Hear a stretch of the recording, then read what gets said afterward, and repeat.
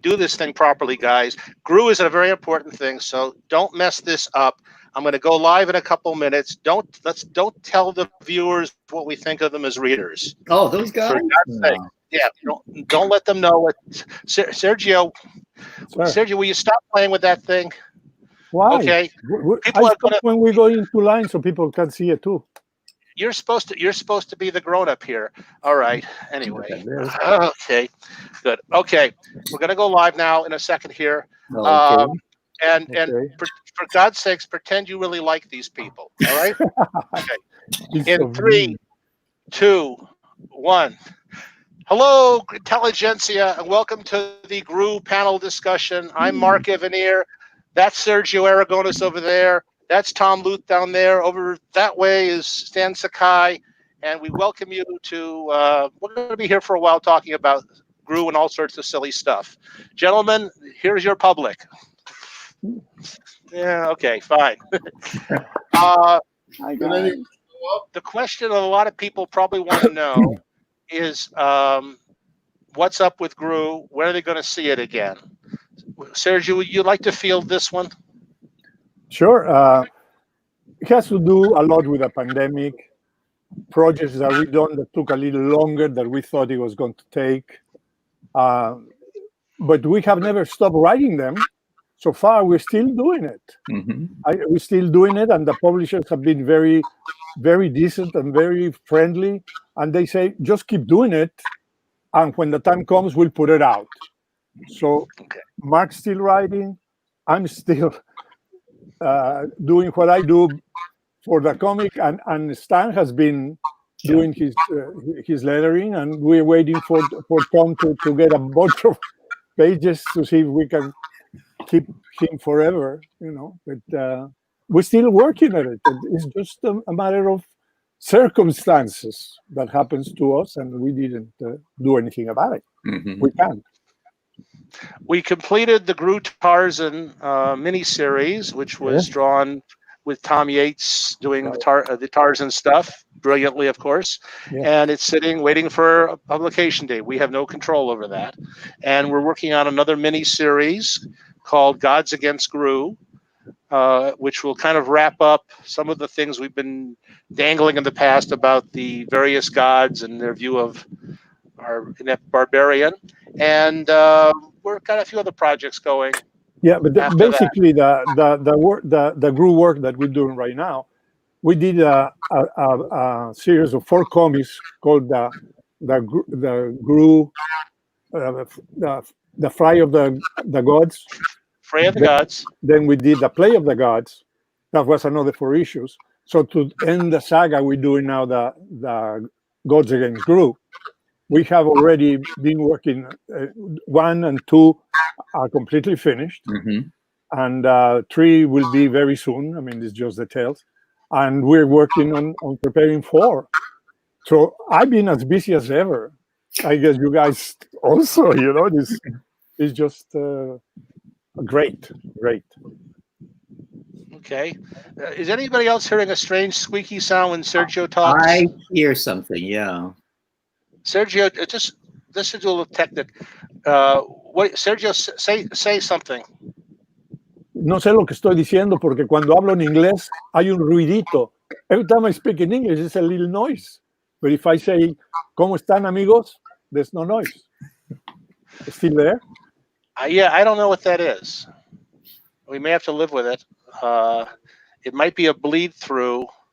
Let me just try one experiment here. I'm going to mute everybody but Sergio for 1 second. Forgive us, folks, while I see if I can improve this thing here. I'm gonna. I'm joking.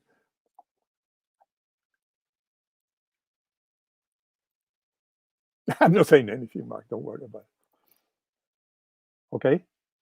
Can you still hear the little thing? Yeah, okay. Okay, now talk. Adiós, mi chaparrita, no llores por tu pancho. All right. Okay, now I'm going to unmute Stan. Now say something, Sergio. Hola, Stan. You look fantastic. I haven't seen you in a long time. Sounds great. Sounds good now. Okay, now I'm going to unmute Tom. Sergio, keep talking. Yes, I will say you that, Tom. I like. What are those okay. things you have behind you? All those little white dots. It's some sort of feedback coming through Tom. Tom, do you have any Do you have a headset? Do you have any earbuds or a headset? What are those things behind him? I was wondering about that too.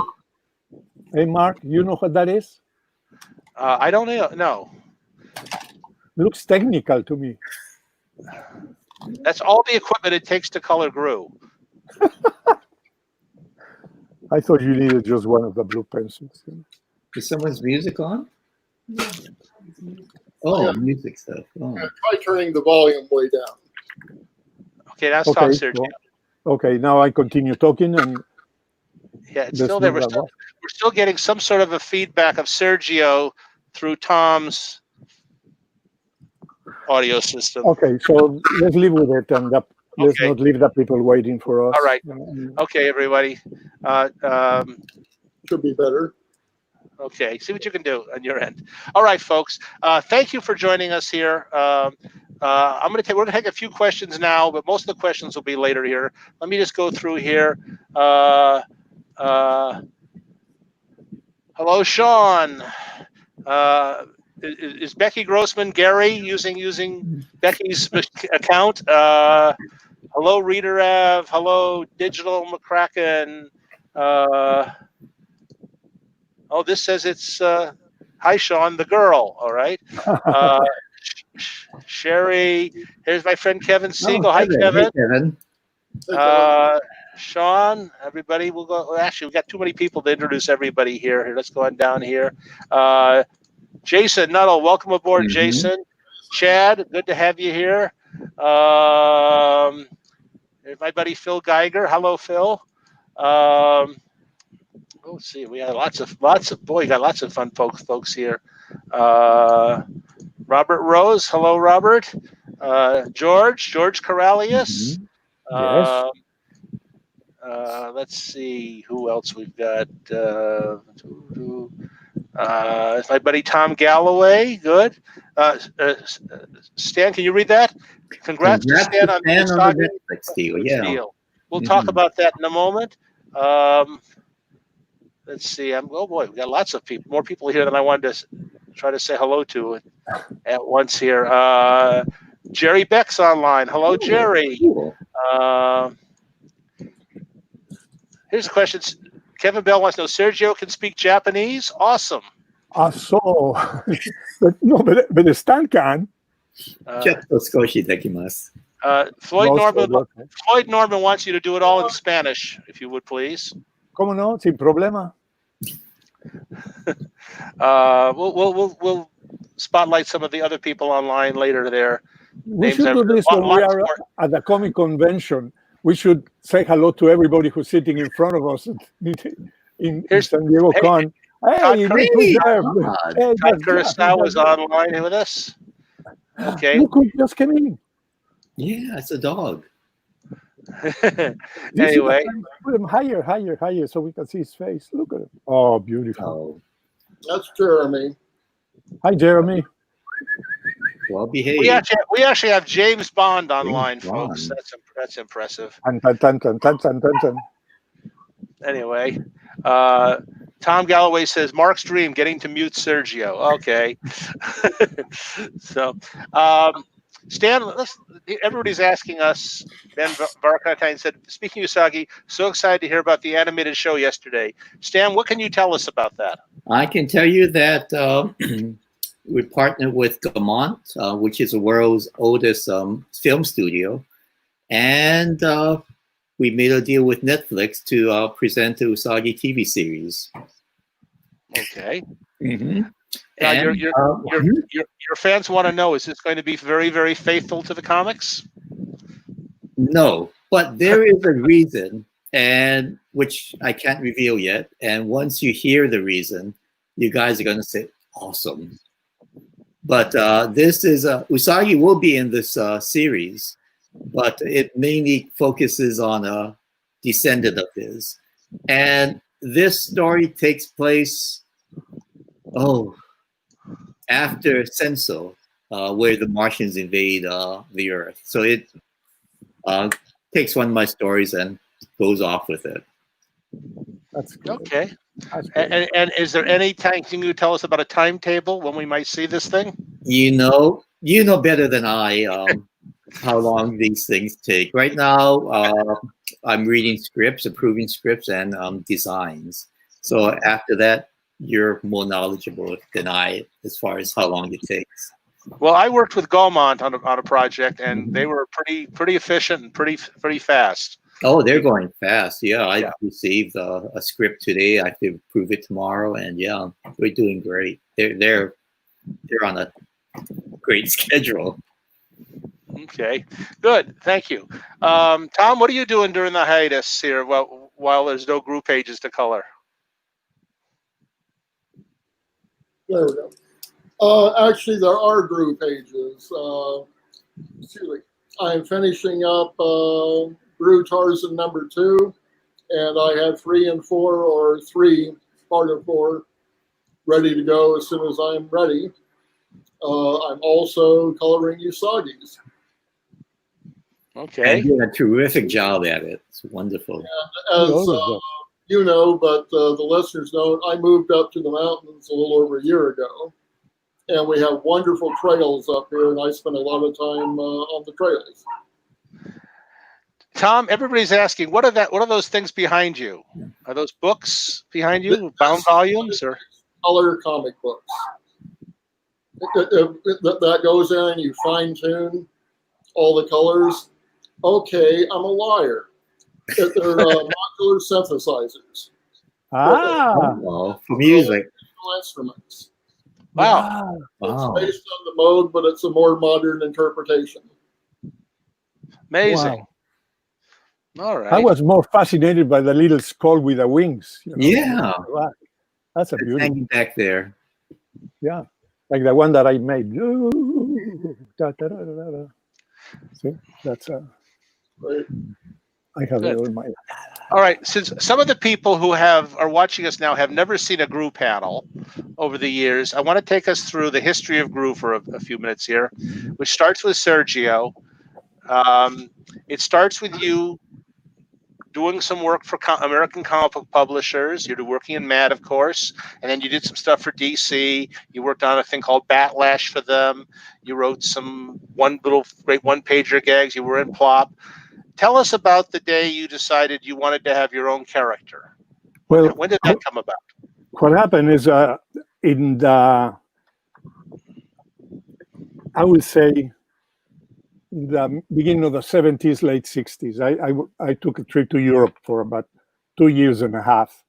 I could do that because I was working with Matt doing the marginals, and I could send it by mail and get paid, and my in-laws will put the money on the bank, and then I will continue traveling and having a great time meeting foreign cartoonists. And what I realized is that though in the United States, there were not that much humor comics.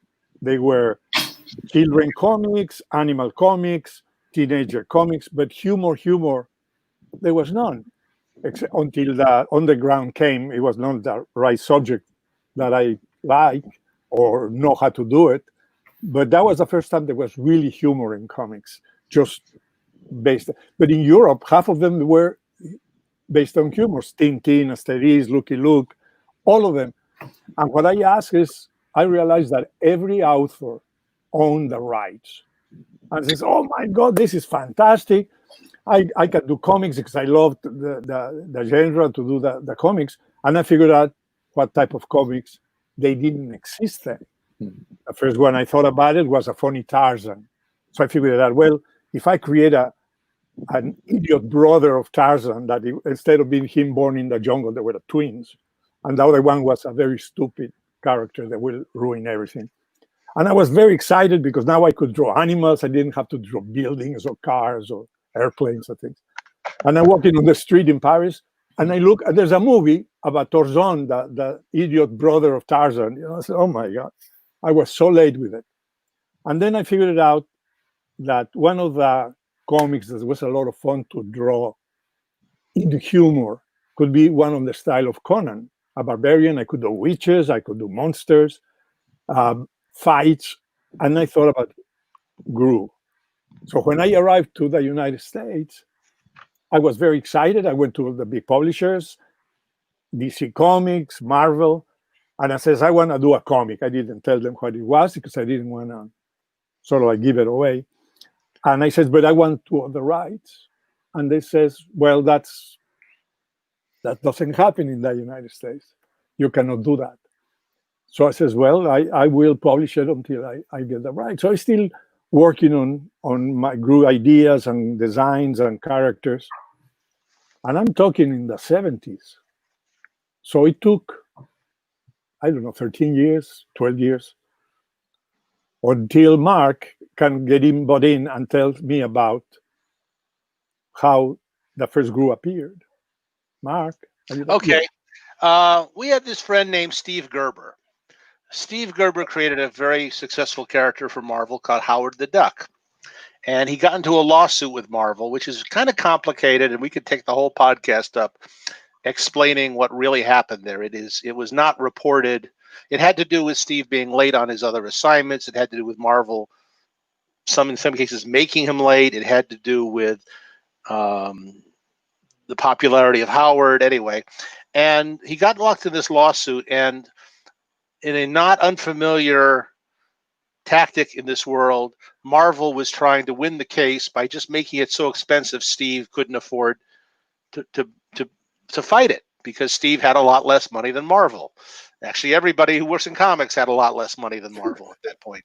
So some of us felt that even some people who didn't understand the merits of Steve's case thought it was wrong that he might have to lose the case and give it up just because it was going to bankrupt him.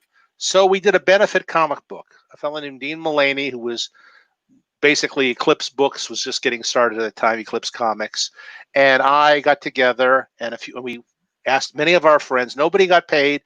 The lead story was written by Steve Gerber, drawn by Jack Kirby without pay, inked by Alfredo Alcala without pay, lettered by Tom Warzakowski without pay. We all just donated our time and services for this benefit comic to raise money to pay down a chunk of Steve's legal bills, and enable him to keep the lawsuit going until he reached a good resolution, which he finally did.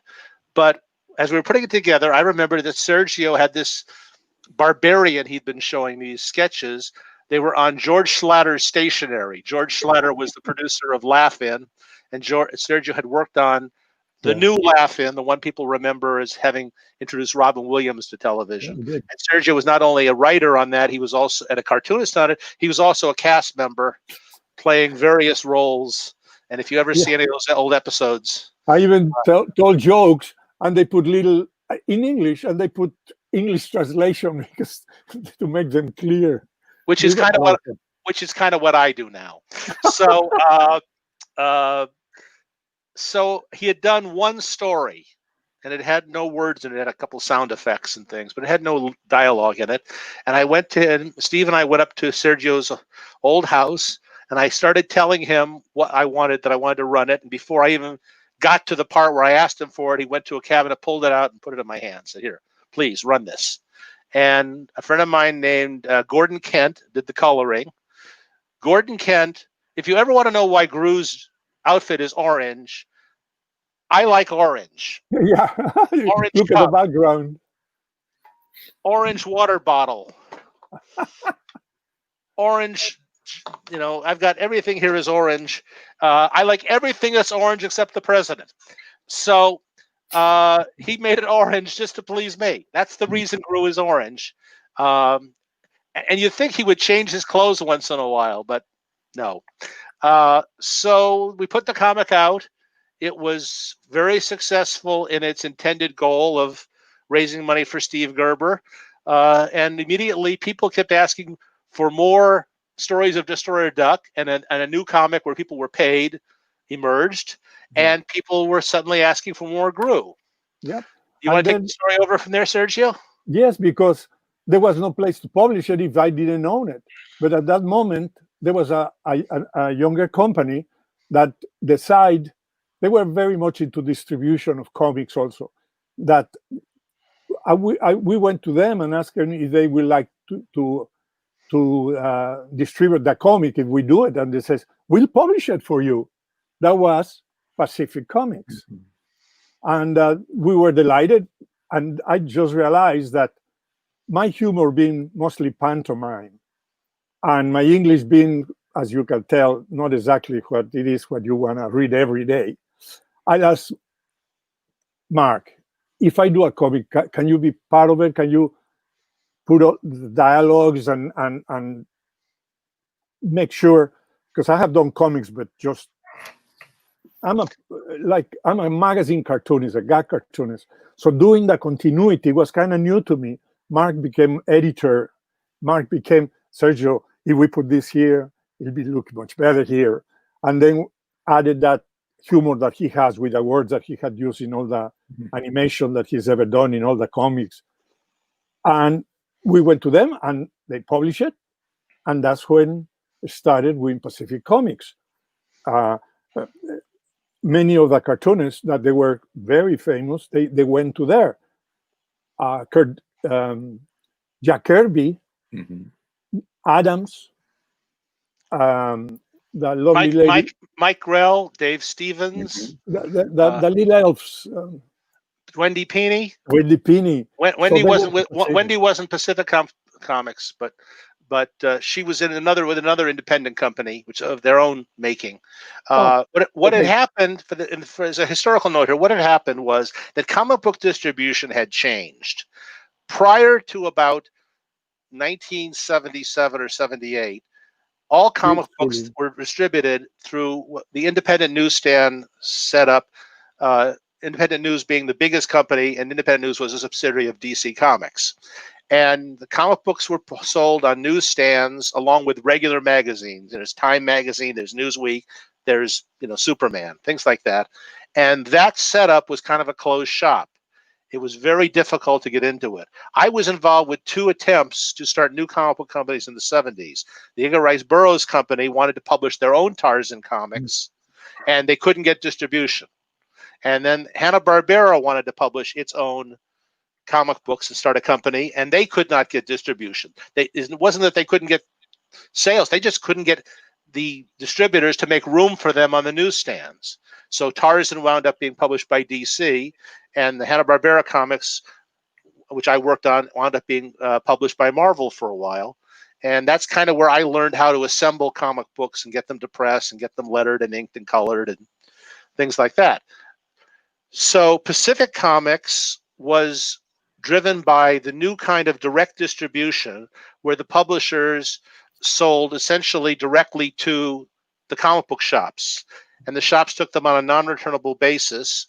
A man named Phil Suling was one of the major heroes of founding this method, and it was important because at that point the old newsstand setup was dying. Comic book sales went down all through the 70s, largely because newsstands were either closing or were getting smaller and not carrying comic books. And they had to do a lot of returns, which was very problematic. So what Suling did, as you said, is no returns. You buy and you sell. Yeah. So what's the direct sales? Yeah, continue. Right. Yeah. And the other thing, if you want to know the whole history of this, it's very long and complicated, is that there was a huge rise in the 70s in men's magazines full of pictures of naked women. And those magazines were $4 a piece or $6. I don't know. I never bought one.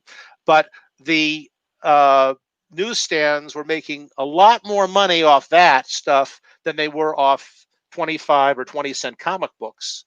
And a lot of them decided not to carry comic books because they didn't want kids hanging around the newsstands anymore. Newsstands were becoming less kid-friendly.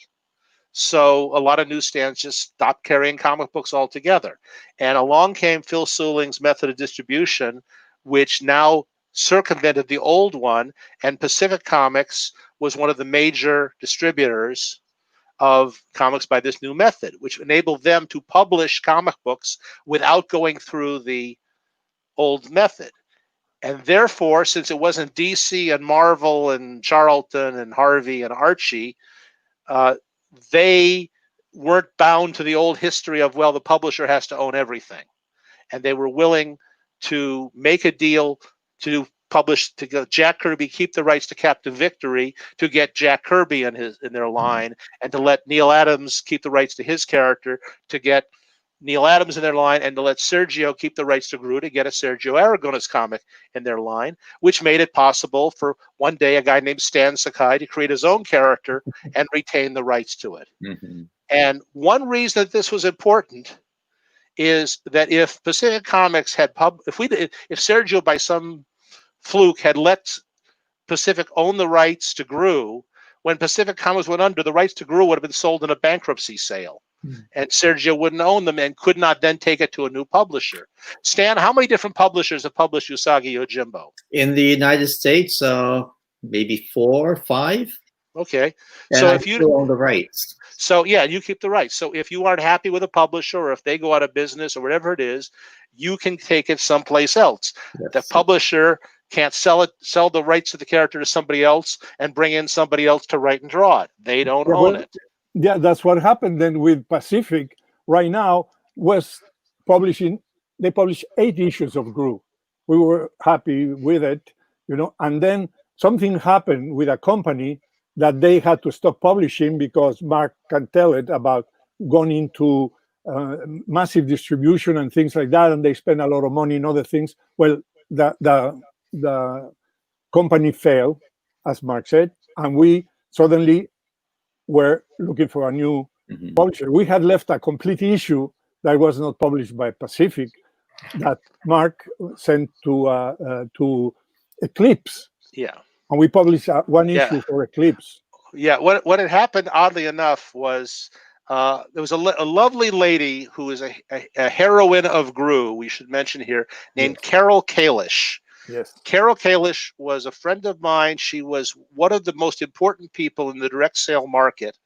And she was a very, I don't know if it would be right to give her most of the credit, but a very significant contributor to the rise of Marvel in the 70s and 80s, where Marvel became the king of the direct sales markets. She was very smart, very ingenious.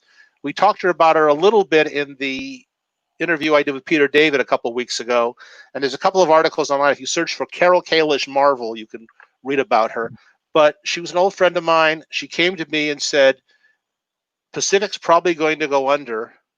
She advised me, it was her idea, to get our film out of Pacific Comics so we would have the negatives of the Pacific Comics issues. And I went to Pacific and I demanded that they give me all of the film, which is how they used to print comics, with photographic film. And we got all of those huge things which we had. Sergio and I took turns storing them in our storage lockers for years. But she said, she confirmed my hunch the Pacific was going under, and she offered to add GROO to Marvel's Epic line, which they were just starting. No, but did you mention Eclipse first? Yes. And what happened, though, was this.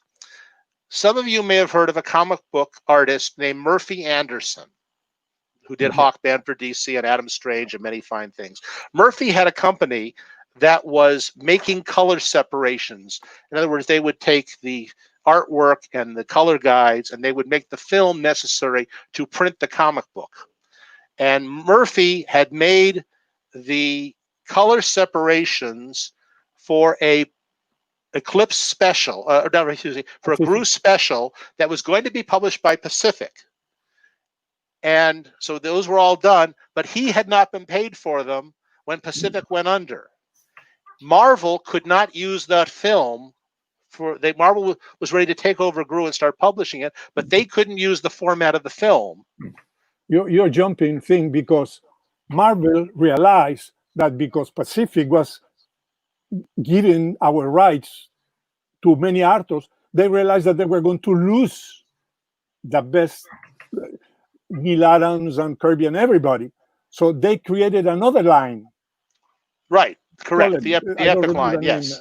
Epic. Yes, so they created Epic so they could publish comics owned by the authors. Okay. And that go there. Yeah. So what happened was that GROO annual was all formatted, and Murphy Anderson hadn't gotten paid for making the negatives in film. Marvel couldn't use that format of film, so I went to Eclipse Books, which I was doing comics for at the time, I was doing a thing called Crossfire and a book called D and Agents for them. And I said to Dean Mullaney, the same Dean Mullaney who helped us do Destroyer Duck, can you guys print a book that is done by Murphy Anderson Separations? He says, yes, we can. Our printer can handle that.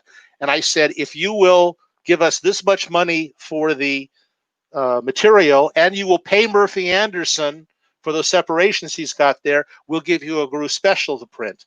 So Eclipse published the GROO special, and then Marvel published 120 issues of Epic Comics and 2 graphic novels. Yes, and with us. This is a very complicated story, I know, but if you're interested in the history, that's what's going. Just is asking what was that all about. Yeah. No, anyway, what happened also is that we did 10 years on a row, the 4 of us, without missing an issue, without getting any pencilers or inkers or added writers. We controlled 120 issues, and we were never late. We can tell a lot of stories about how we managed not to be late. That had a lot to do with a man named Sakai, yes. and a man named Luth. But we'll get to them in a minute. We'll get to them in a minute. But yes. I was at a comic convention in New York one time, and there was a guy who got up who was a Marvel editor, but he was not the division that had GROO. It was another division, and he went on how we shouldn't have creator-owned comics because writers and artists are very irresponsible, and creator-owned comics never come out on time. And that was true of some of them. To be honest with you, Dave Stevens would draw, 1 panel a month on Rocketeer, and he said creator-owned comics never come out on time. So I put my hand up and I got recognized, and I said, at that point, I think we'd been doing GROO for 10 years or about 8 years, whatever. And I said, Sergio Aragones and I have done whatever it was, the number of issues of GROO. We've done 12 issues of GROO every year for 8 years. We've never missed deadline, come close. We've never had a fill-in. We've never had a reprint. And and I had just decimated his argument, of course. And he looked at me and he said, "Well, that's Sergio. He doesn't count." And we did 120 issues for Epic, and then we decided it was time to go someplace else. We went to Image. That didn't work out right. We did 12 of them. We did 12 for Image, and then we did. We're welcome to Dark Horse, and have been there ever since. Yes. Yeah, and along the way, Gordon Kent colored the first few issues for Pacific, but Gordon was working heavily in animation at that time, and didn't really have the time to do it. He was kind of doing it as a favor to me, if nothing else. And Gary Grossman says you actually did 120 issues in 118 months. I didn't know that. So anyway. So we got Tom Luth, and Tom came in and took over the impossible Herculean task of coloring pages drawn by Sergio. Amazingly. Tom, can you unmute yourself and answer a few questions about that? Yeah, you see how he's only 20 years old and he looks like this because he's coloring GROO. I had to color a few pages of GROO once, and it took forever. I don't know how you do that. With a lot of patience. Would you like to tell us what it's like to color GROO? And now it is time consuming. And Sergio's not going to listen to that. It's time consuming, but it's beautiful work. When it's done, I love it. When the deadlines are coming up, it gets tight. Well, but he doesn't know that I do that in purpose because I know it's going to annoy him. No. Yeah, well, when I call it, Tom, when I color those, Tom's a little bit out of sync here with us for a computer problem. Tom, when I colored a few pages of GROO, this happened to me. This was back when we used to use brushes and dip them in paint and inks and colored dyes. instead of computers. And I have a page, and I'd say, well, I'm going to color all the flesh tones, and I would color all the flesh tones. I go and cut it, put it here, put it there. There's that person's face. There's that person's arms. And I look over the page, and I've colored all the flesh tones. So I would rinse out my brush and kick the flesh color dye off it, and just then 5 more people would appear on the page.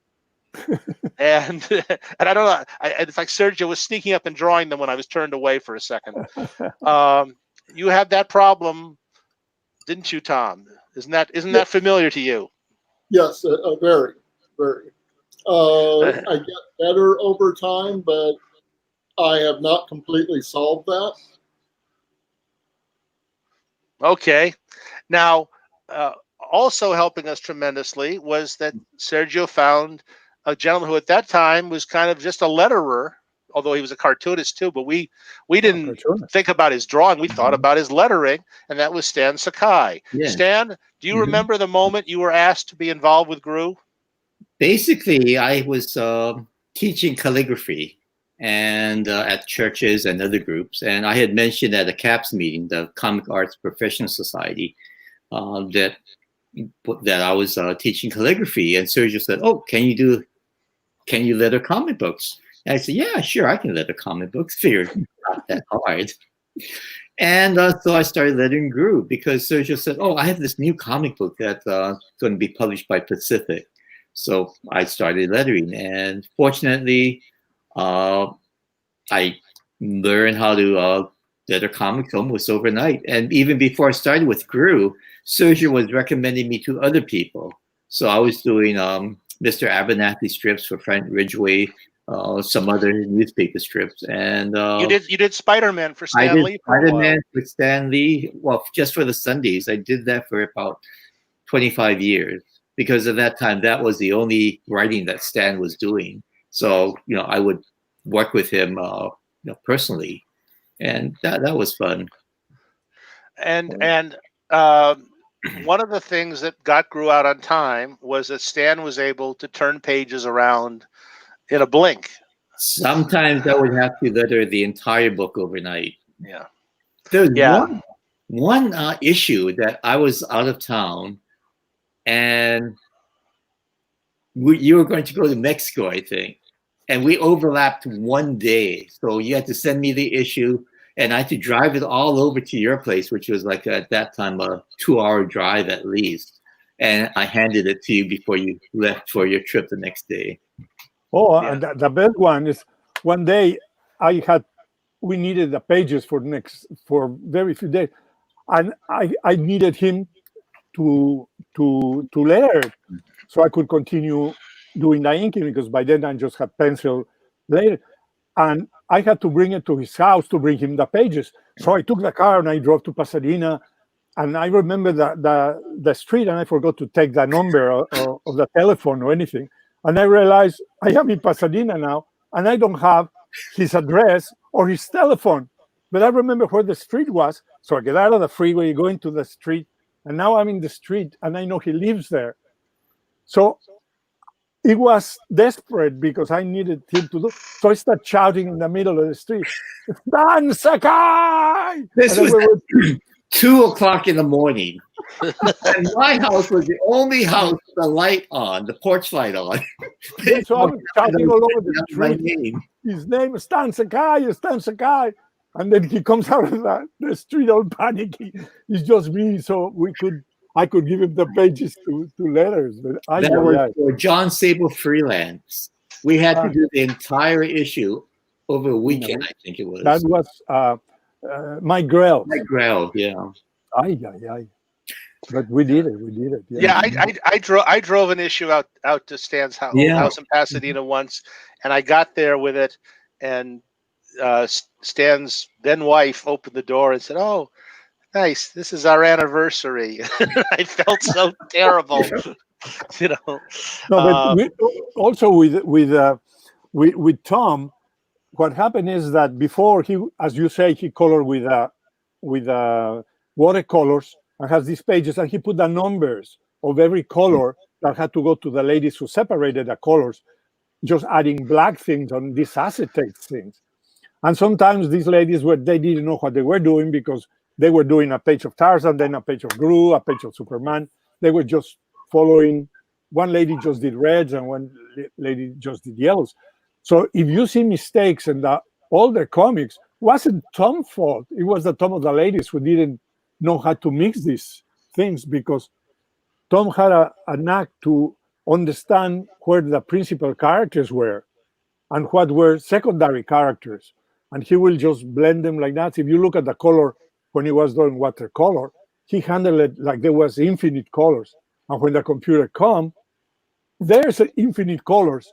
So when you have a lot of something, you have to use it. So he started doing a lot and coloring every figurine, and everybody doesn't know how he does it, but so far he's been doing it for so long. Amazing.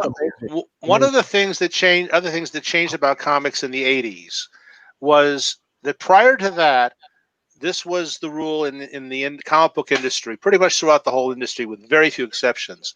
If there's a cheaper way to do it, we do. If you had walked into the offices of DC or Marvel and said, "I've got a cheaper way to print your comics," they say, "We'll make a deal. What is it? We'll sign the contract, and then you tell us what it is, how they're going to look. We don't care as long as they're cheap." So the color separation techniques that Sergio is describing was the cheapest way to do it, and it was really done by people who weren't artists. It was just people, minimum wage employees who otherwise would have been, working at on the loading dock at a Target store or something like that. Whatever, not that that's an unskilled job, but unskilled for this kind of thing.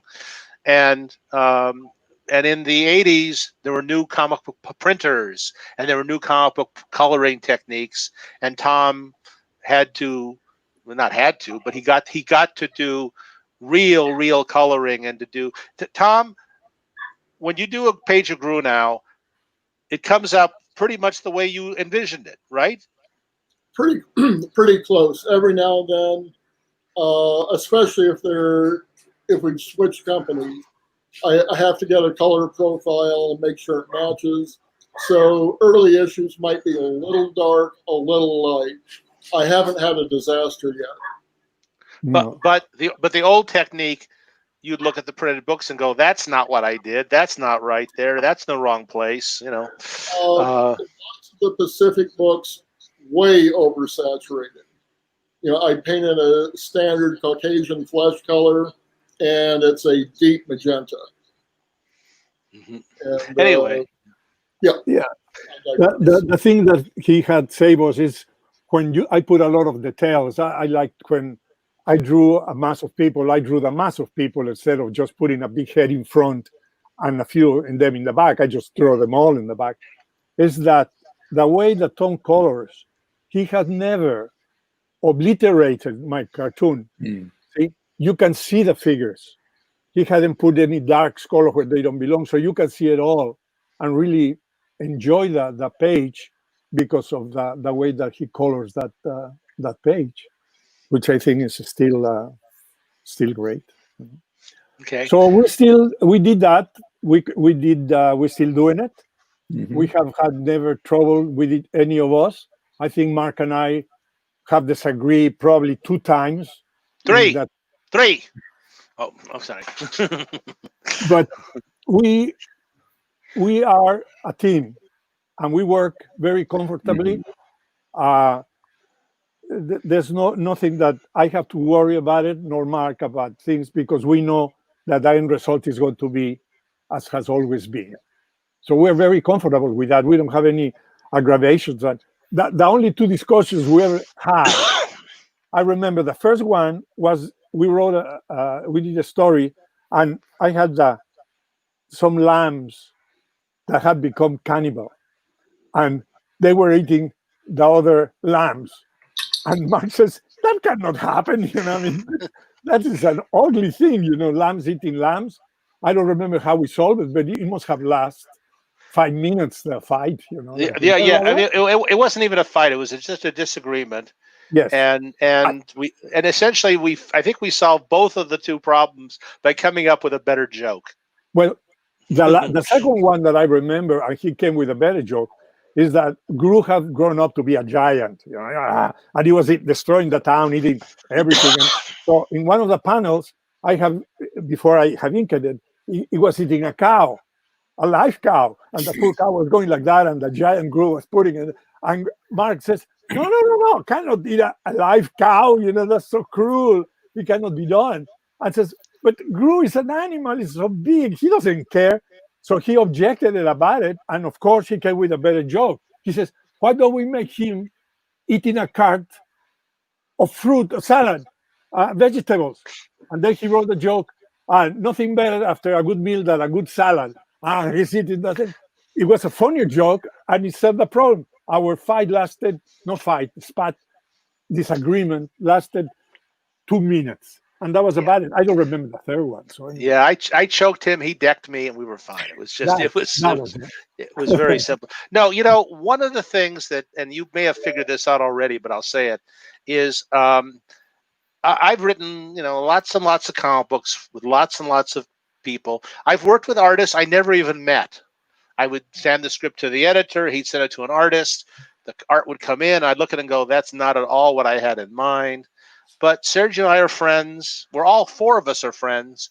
And we get together whenever we can. We socialize when we can. And we just, I don't feel like it's an assembly line as just a group effort. It used to be that Sergio would come over to my house. We'd walk to a Sizzler restaurant or a Cantor's Delicatessen and sit there and talk for 3 hours, of which we spend 15 minutes on GROO. And then he started coming to my house. I'm sitting in this very chair. He's sitting in the chair over there, and we just talk about stuff for a couple hours. We bring in lunch, and we talk for 3 hours, and 15 minutes of it is about the story we're about to do. Now we're isolating. We haven't seen each other in person for 4 months or something like that. So we've been doing on the phone a lot, and we've been doing some of these we've talked online without looking at each other, without broadcasting it. And we get along very well. It's nice to do. I like doing comics with friends. I think it makes for a better comic. And a lot of the people ask me questions like, if I don't get a writer's block or I don't get tired of drawing something over and over. And it's a very simple answer, is that when a writer is, let's say, writing a novel, he has to concentrate on the dialogue and where it goes for a long time, because a novel takes a long time to write. So if they get in a problem of a direction or a dialogue, they can get a mental block book. They don't know exactly what one is the best, and they get a little confused. With us, we have a great solution. We're thinking of a plot and we're writing it, and suddenly we get confused, we put it apart and we start drawing. Yeah.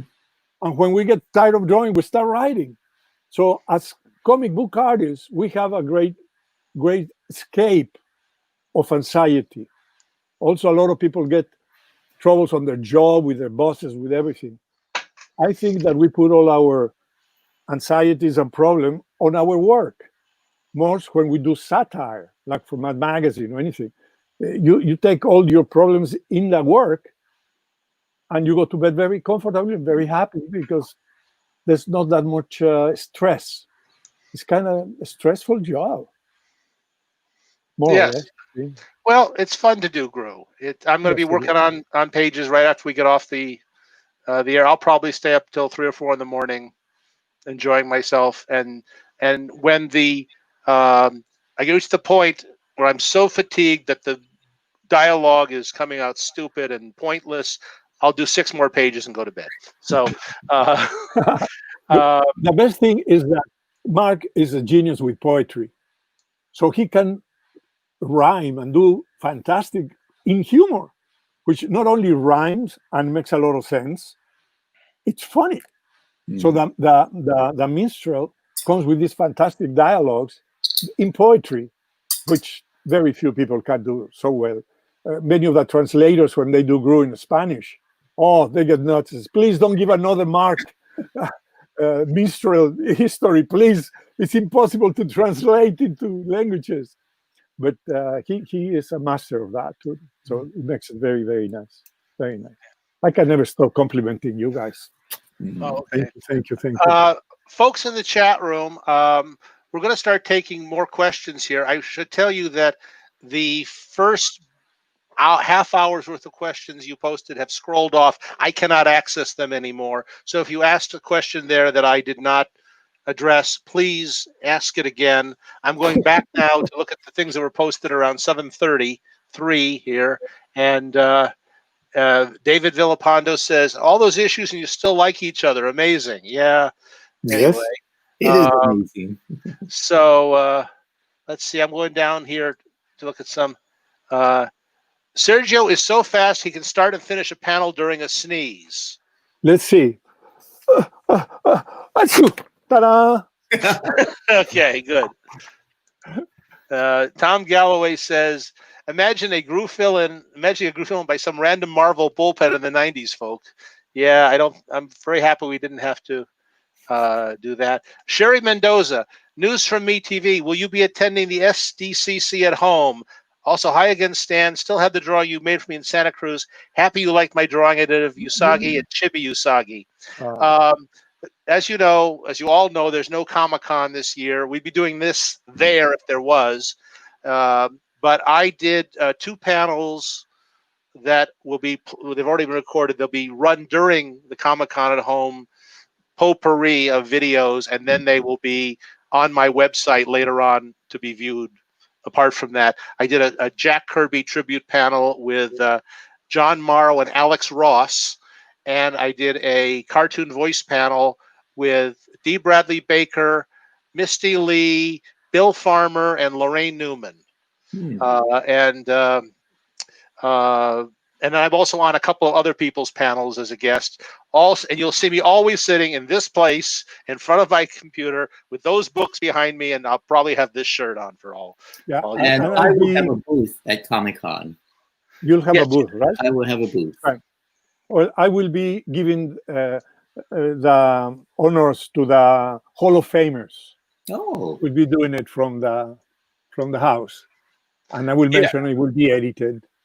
So we'll be at the Comic-Con, but we owe everything to the fans. That's what we're going to miss. Is the contact with the fans. Comic-Con is free to everyone, so Yeah, yes, Comic-Con will sell out immediately, but now anyone can go. This is the first. My reason to be there is because there's a line, and they come, and I met the people. And what's amazing is when you met grandparents, and then you meet the parents, and the young kids. You know, I have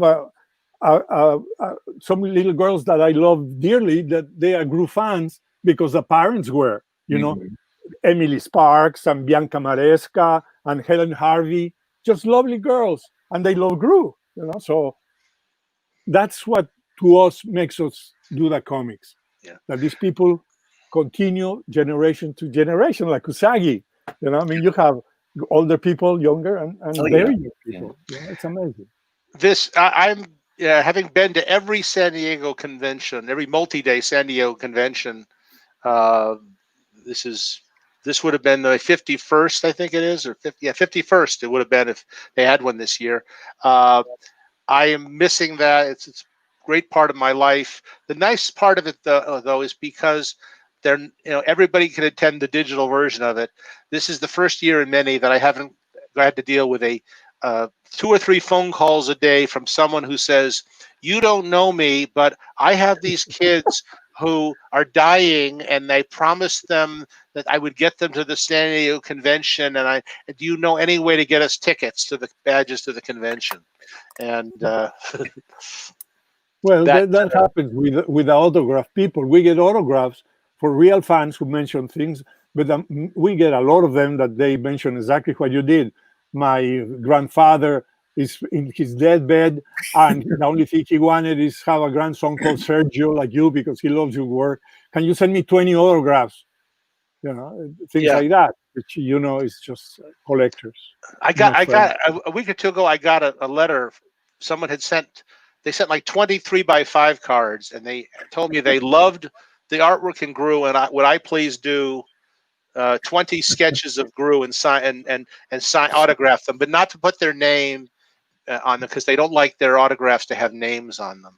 So I was going to like destroy your career, Sergio, by drawing 20 stick figures and signing your name. But I thought that's what I've been reading, all those complainings. Mark, okay. Mark, one thing that they always ask us when we're in San Diego is, how many panels do you do in a convention? In San Last Diego? year I think I did 14. And this year I hosted 2 and I'm on 2 others. Yeah, but usually you do more than 14. No, What 14. is your... My record is 15, but the 15 was back in the days when most of them were 90 minutes. I actually once did 2 panels that overlapped. I was on hosting both of them at the same time, running back and forth between the rooms. I'd ask a question in this room, I'd go across the room, I'd ask a question in that room. It was, yeah, it's and before anybody asks, we're not doing quick draw. We thought about it for about a minute and a half and realized that technically there's no way to really do it, and especially quick draw needs one thing very important. It needs to be able to hear people laughing as they watch it, and it's a surprise that they get when they see something appearing on the screen, like a Scott showed or something, or our guest artist, and then they realize what it is. We don't know it because we are concentrating trying to entertain them, but you can see by the reactions how much they enjoy being there in person, and we can get a kick to get better because of what they say. And I think Scott Shaw is doing his oddball comics issue, isn't he? Yes, Scott. Yes, if you look at the schedule, go to the convention website, look up Comic-Con at Home. There's a search engine there. Search for Scott Shaw. Make a note of when the Oddball Comics panel is. The Kirby panel I'm doing, I think, is on Friday, and then I'm on another Kirby panel on Sunday, and the Cartoon Voices panel I think is Saturday at 4 o'clock. But all those panels will be available on YouTube. You don't have to watch it at 4 o'clock. It's a recorded panel. It's not going to change later on. All the panels are recorded in advance. At least all the ones I was involved with. Back to Quick Draw for a second. Here's an observation, which we got some time here, folks. We're going to do this for another hour or so here, unless Sergio nods off. There he goes. Got it. I do on Saturdays at the convention. I do the Quick Draw panel, and then I do the Cartoon Voices panel. And for the Quick Draw panel, I am down with the audience in the floor, walking the aisles and looking at the people and watching them.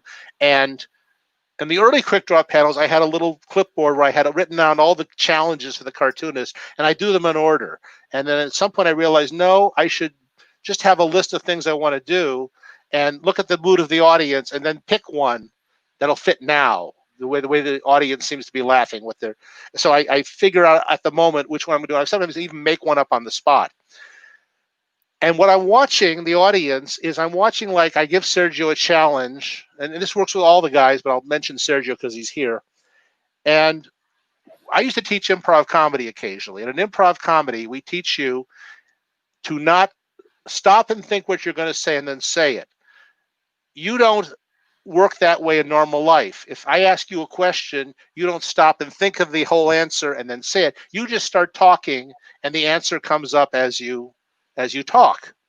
And in improv comedy, we teach you to just start reacting and figure out the funny line as you go. So I watched Sergio start drawing something, and I realize that he doesn't know where he's going. He's finding the gag. He lays down the basics of it, and I can sometimes catch him. I see a little smirk on his face when he figures out the joke halfway through. And then I watch the audience, and he holds that part to the end. And then I watch the audience as slowly they figure out, oh, that's going to be that, and that's going to be that. And they're usually laughing ahead of him. Some people will laugh before others because they get the joke. One time I asked Sergio and all the cartoonists to draw themselves as Batman. So Sergio just started drawing himself as Batman. He drew a Batman with a big mustache and everything, and the little goofy face. Sergio is the only cartoonist I've ever seen who, when he characters himself, makes himself look worse than he actually is. The only one. Anyway, so he's drawing, and he doesn't know where the joke is. I can tell he doesn't know where the joke is, and suddenly he gets down, and as he gets down near the belt, to Batman's famous utility belt, I see his eyes light up, and he starts drawing lines which are going to turn into putting fountain pens all over the belt as the weapons, because that's his weapon. That's Sergio's utility belt, pens and drawing, and the audience catches on to it. And yeah, then, well, yeah. No. What happened is, let me. What happened is that he asked something to do, and I don't know exactly what I have to do. So I says, "Hey, Mark, is this for Stan or is this for Scott Shaw?" And he starts talking, and then I'm thinking, and then I says, "Oh, I didn't understand what you just said. I guess I cannot get it. Why don't you?" Meanwhile, I'm going crazy trying to think the idea. So that's just a subterfuge to get there. He plays dumb to buy time and make me repeat it 3 times. Smartest guy I know, and he plays like Gomer Pyle when we're on the. Yeah, when I'm doing something stupid, they think, "Oh, he's thinking ideas. He's not that dumb." Anyway, here's an observation that you may find interesting. I do quick draw, then I do the cartoon voice panel. I am also a amateur, once more accomplished than I am now, magician. And I'm a member of the Magic Castle, the exalted fame of the Magic Castle, where you go and see the greatest magicians in the world. Those 3 venues have something in common.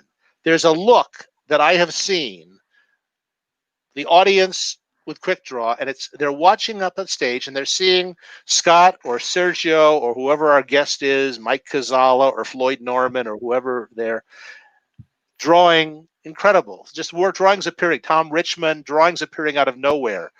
Funny gags appearing out of nowhere. Even if the jokes weren't funny, sometimes the mere fact that the drawing appears so quickly is impressive. And there's this look, and it's like, no, I didn't just see a person create that. I didn't see that magic. It's like a magical appearance.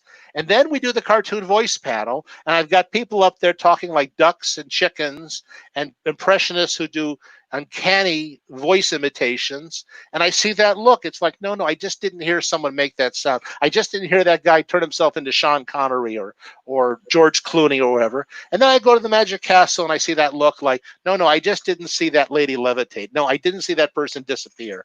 It's the same look of I am not believing what is in front of me, what I'm seeing or hearing, and it's the same look. It's a great advantage of the comic book convention that you see all those reactions, and the same thing on the table when the people go to your table and start asking questions about GROO and Ruferto. They all the people love the dog and they ask, "Where do you get it?" Then you get, what they like, and automatically, without even knowing it, intuitively, you direct your next writing to things that you just heard that they like, and you focus on doing the comic the way that the people like. And all those things happen at the convention with the people that they are there in person, which is, I think, the greatest thing. Yeah. Last year, I'm sorry, I didn't mean to. No. Last June, Stan, Sergio, and I went to a convention in Charlotte, North Carolina, and despite the plots of the airlines to keep Sergio and me from getting there, I've never done anything harder in my life than physically get to that convention in North Carolina. I kept making reservations and they kept canceling the flights or refusing to put us on them, or reservations disappear. It was amazing that we even showed up there. So, and we're in the main room. This is a thing called the Heroes Con, which, if you've never attended it, it's a comic convention that's just about comic books. And it isn't even about selling comic books. It's mostly writers and artists sitting around signing their work and selling their wares. So I was at a table between Stan and Sergio, and it's for reasons that I won't go into. I don't sell stuff at conventions. I don't want to sell stuff. I don't like selling stuff. I don't fault people who do. So, they gave us each a big table, and I gave Stan a third of my table on this side and Sergio a third of my table on this side, because I had nothing to sell. And I just sat there and signed my name on things for 2 days. But I watched, I could watch these things, and there's this huge line that went all the way to South Carolina for Sergio and this huge line for Stan that went all the way there.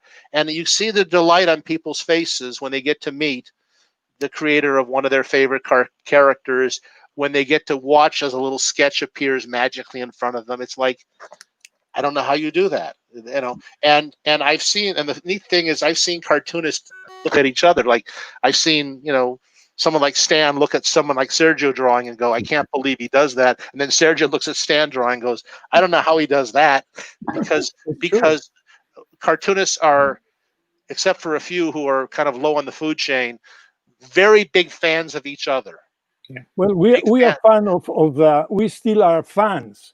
We grew up following cartoonists all our lives, and when we were young, we met our idols, and we were speechless. I met Rube Goldberg. I met Otto Soglo, who did The Little King. I met all these things, and I couldn't talk. I was in my 20s, and I was like, oh, because it was magic to me meeting these people who I grew up with their work. As Mark can testify, because he also happened to be a fan of all this time. As time passes, people start looking at us growing up with their work, and we can see what they're doing, and they apologize. Says, don't apologize. Yeah. You're exactly like I was doing a few years ago, in front of my idols. So that is a continuous. This is an incredible industry. It's like I have gotten to meet my heroes. I mean, working with Sergio and, Will Eisner. I knew Will Eisner. He wrote an introduction for one of my books, and Herman, Mobius. It's incredible. It's and we have stories about them too that they can go for a long time. Eisner, when I was a kid, they published his stories. Will Eisner is the creator of The Spirit, and he was an amazing artist and writer and businessman and everything. But he had a comic book that was translated into Spanish. And what he did is he did a complete story in 7 pages. And that just amazed me, because I have been always a lover of the short story. Like a GROO is a short story, it's a comic. And it's a short, and I loved it, and I'm influenced by all these people. When I met Will Eisner, this is a man that I loved since I was a kid. And I burst into tears because I could not believe it. And he was kind of worried, are you okay? And I wasn't. I was totally gone back to the times that I waited before going to school to see if they bring his comics so I could read it and then run to school. So it's emotions that we all had when we meet our idols, and it is reflecting now with a lot of people now when they see Stan Sakai. I've seen it, and it is a love relationship between us, as you say. Okay, Sergio, name one person that you still can't believe you got to meet. Name one person. I'm going to ask you the same question, Stan. Sergio, so one person. Krishnamurti, a great philosopher from India. That is a great lecturer, and I wanted my daughter to go to his school. He was one of those incredible people, and then I met so many, musicians and cartoonists. No, you only get one. I only get one. Okay, Richard Nixon, I met. I have a whole story about him. I met the great leader of the religious people in Bhutan when I was visiting over there, the great Lama. And I met both men. I met the man who is probably going to be the next president of the United States, whichever one it is. I met both of them. In politics, I don't think I met anybody that I really care to meet. But in the arts, I met Pablo Casals, the great cellist in Acapulco. It is just amazing when circumstances allow you to meet the people that you have grown up with. And Rube Goldberg was also an exception. But I think Will Eisner was probably one of the biggest ever. Stan, who would you say? I would have to say Osamu Tezuka. I forgot. Yes. Yeah. And I went to Japan. I was invited to Japan by Tezuka Studios. This is after Dr. Tezuka had passed away. And it was incredible. Met so many mangaka, went to publishers. And Sergio, I think you were there the year before I was. Yes. When he had passed away. But I met Dr. Pesca in San Diego. Yeah, at the convention. San Diego. He was there, and I'm walking around, and I look at it, and there's this little Japanese man with a little beret. Yeah. By himself, with no fans around, and says, wait a minute, they don't know he's here. What? And I went to them in total awe. This is more even important than Walt Disney in the world of comics and the manga. And through his translator, we started talking to him, and I have an original that he gave me. Oh, that he signed for me with Atomo Boy. Yeah, and that was also very amazing. But and Mexican cartoonists that they don't transcend to here, but to me, Garcia Cabral was another one. Tom. Tom, unmute yourself. Tell us tell us one name that you can't believe you met this person. Well, I'll tell you, my first comic convention was New York City in '73. And no, I can't do one. The ones that stood out, I really wanted to meet Sergio Aragones. I met him. Mike Paluda, disappointing, right? Yeah.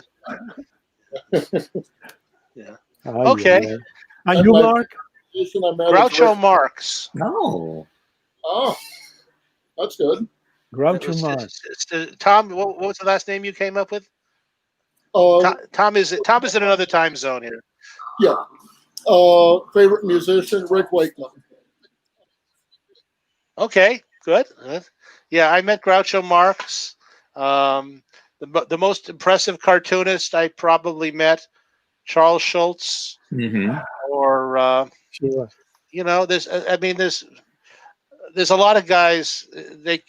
Jack Kirby, obviously, was an amazing person to me. I was never. In Jack Kirby's case, it was kind of like I knew how wonderful he was, but after I got to know him, I really knew how wonderful he was. I had more of an appreciation of him after I got to know him better. And another person I can't believe I knew well was Stan Freberg and Dick Van Dyke. Oh. And June Foray. And June Foray, yeah. And well, Dawes Butler, all those guys whose cartoons I worked for Bill Hanna and Joe Barbera. I shared an office with Tex Avery. These are amazing people. I worked with Sid Caesar. I worked with some of my favorite people I watched when I was a kid. And the other thing is, as many of you know, I am kind of obsessed with the movie It's a Mad, Mad, Mad, Mad World. And I worked with or met everybody in that movie who was alive when I was actively working in show business. And that's a very big thing for me. Anyway, let's go back to the questions here, which we have here. Let's see, where did I leave off? Okay, a lot of people are asking this. Is Dark Horse able to do Omni-style hardcover editions of the epic stuff? And it is a possibility, probability. Here's the answer. It's been talked for a long time. There's a logistic problem with how much do you charge for this and what format do you do and how many books do you put? We've never solved the problems of it. Someday they will solve this and we'll do it, but there's nothing on the horizon right now. I wish I could say that there was. Sergio? Yeah, when they say that are they talking about those big volumes? Yes. I don't like them at all. I think they take too much space, they are too expensive, and it's a ripoff in a way. I like the small book. You don't have to buy them all. You buy what you like. Putting it all together, I believe in chapters. I don't really. But that's personal. It had nothing to do with what sells and what doesn't sell and who people like and who people dislike. It's generational. It's a good bargain for the reader, but it's hard to read. It's huge. It's heavy. It's too big. The Polish edition of the Usagi omnibuses are great. It's a smaller size. It fits nicely in your hand. But the American ones, for me, they're just too big and too heavy. Okay. Yeah. Let's get some questions. Let me go some things here. I had a bunch of them here. My friend Bruce Guthrie, who's one of our unofficial photographers, said, I can testify to the 14 to 15 panels per year. I photographed 114 of them over the years. I'm missing seeing all of you this year. We miss seeing Bruce. Bruce is a guy who's always running around the comic convention with a camera, and he's got this unerring ability. Anytime something happens at Comic-Con, I go, I wish Bruce was here to take a picture of this. There he is. He shows up. I don't know how this guy does that. He has that. He's not only got a good eye for photography, he's got a good sense of where he should be. Is Becky Grossman Gary, or is it a bunch of people all the same name? Mark, tell them what the person listed as the editor on GROO Comic does. Make sure it gets to press on time. I think that's about it. It's never really mattered to the content of GROO who the editor was, because we edited ourselves and we put it out. We had a fight for years. The people who do Fantagraphics books for a while had a magazine called Amazing Heroes, and every year they would do a thing, an annual, like, here's every comic book currently published. Here's who the writer is, who the artist is, who the editor is. And I think 1 or 2 years they called me up and they said, who's the editor of GROO? And I say, there is no editor of GROO. And they said, no, a book has to have an editor. I said, no, it doesn't.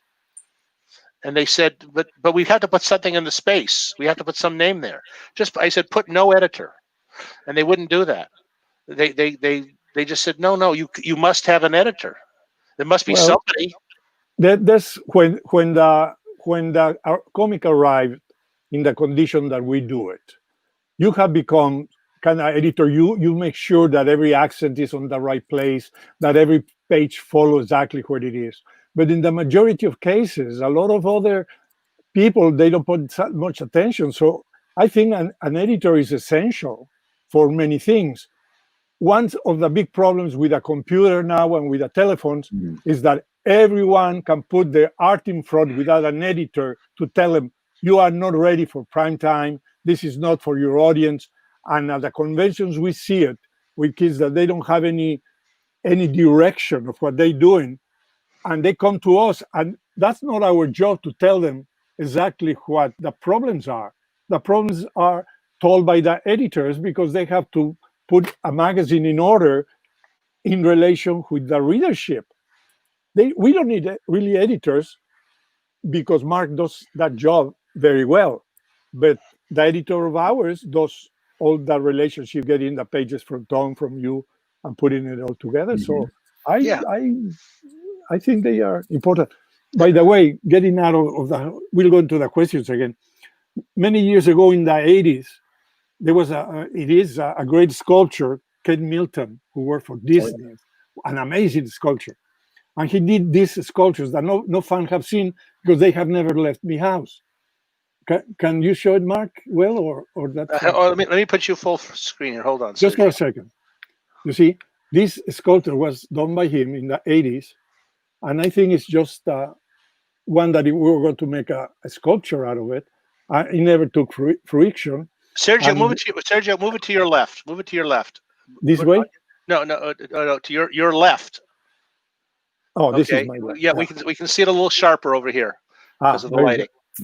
And so this is one of them, and it is just sensational, this guy. And then this is the other one, who was kind of complicated, that also it's so strange. Is GROO jumping in top of a dragon warrior.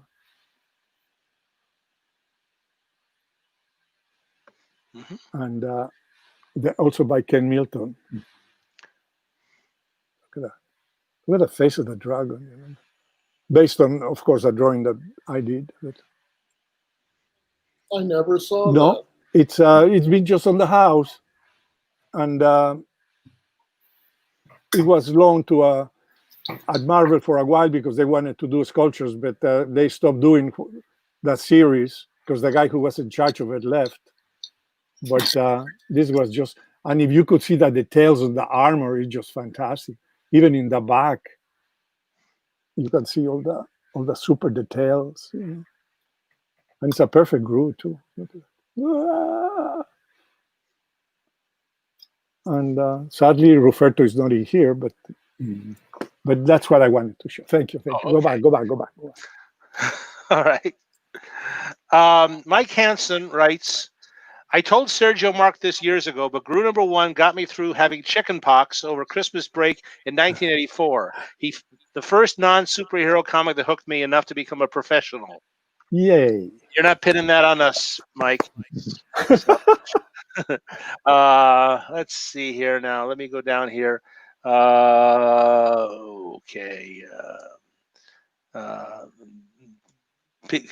Some of these questions have been already answered.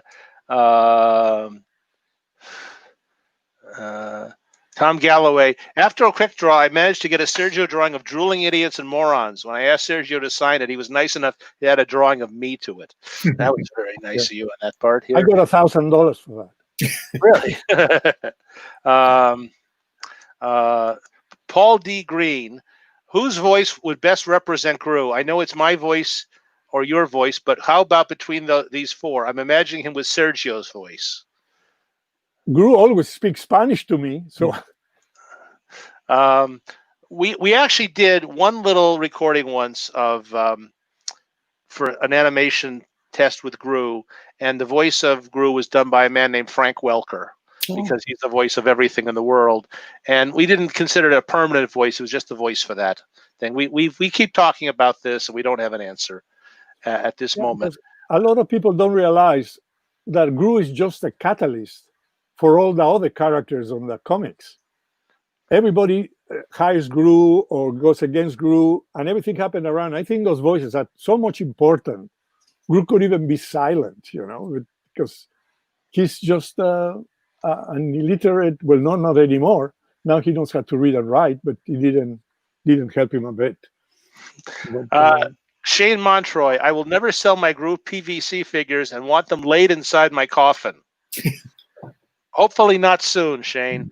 I was at the funeral for Bob Kane, the ostensible creator of Batman, and they had an open coffin, and which I always find very grotesque. And as the crowds filed out, everybody put a Batman toy, Batmobile, or a toy, a Batcopter, or a little action figurine of Robin in the coffin with him. No comic books. It was only merchandise. Let's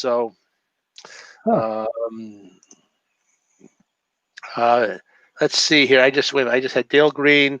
Got to give a shout out to the biggest fan I know, my brother Paul. Okay, shout out to Paul. Good. Yeah, Paul. Hi, thank you, Paul. Yes. Anyway, let's see here. More people here. I would even take GROO Funko Pop. I don't even like Funko Pop. I don't understand what that means. There's these things called Funko Pop figurines. They're the ones with the kind of wide heads of little figurines of different people and characters.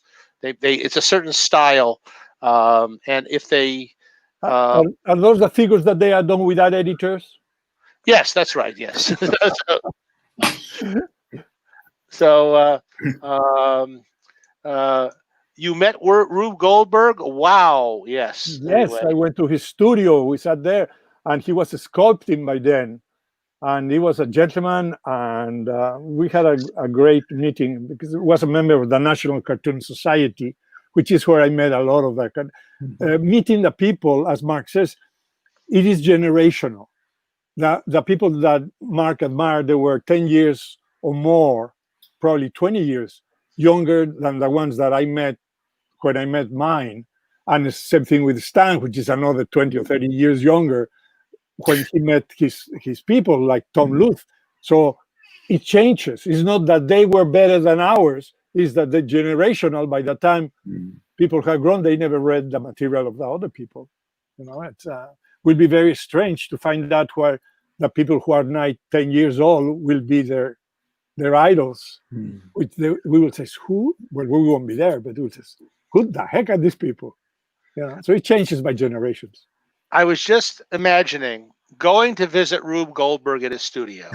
You walk there and you push the bell, and a ball rolls down a ramp, and that causes a fan to turn on, which blows a kite across the room, which scares a cat, and the cat leaps up and scares a mouse, and the mouse runs over and causes a boulder to fall over, and that trips a mouse trap that flings a bell over, and then never mind. So you were there. So you were there.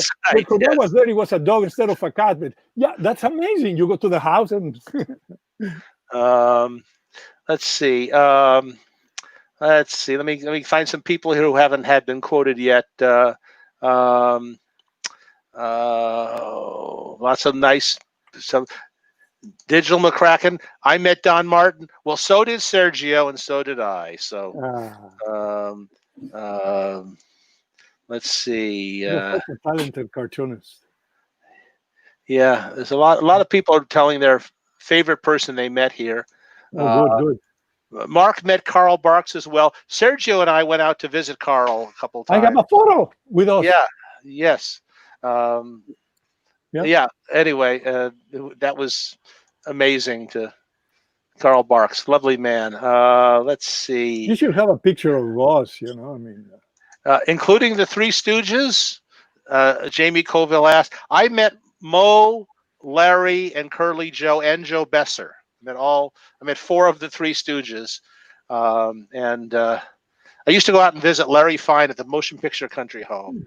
And you couldn't talk to him about specific movies. You'd ask him about a specific film, and he wouldn't know the name of it. Which one was that? And I go, that was the one where Mo hit you with this. And you go, oh yeah, I remember that film. So yeah. In Spanish, they were called Los Tres Chiflados. Okay. And Laura and Hardy were called El Gordo y El Flaco. Okay. Each of your favorite GROO issues stories. Would everyone like to mention a GROO story? And we'll start with Tom. Oh, probably the one that had the least figures in it. Tom, you have a favorite GROO story? There are several. I love the one with the piranhas. That comes to mind. Okay. Yeah, Pescatel, the story with Pescatel. That was very funny, guys. Stan, do you have one? I do. There was one issue where I think you were so busy that Sergio did a pantomime issue. So I did not letter it at all. And I got to read an issue of GROO strictly as a fan because I didn't see it until it was published. Well, what happened with that issue is that because a lot of people ask me the questions when they ask about how come you don't do a pantomime comic? Because it's impossible. You know, you can do a story, you can do one as an exercise.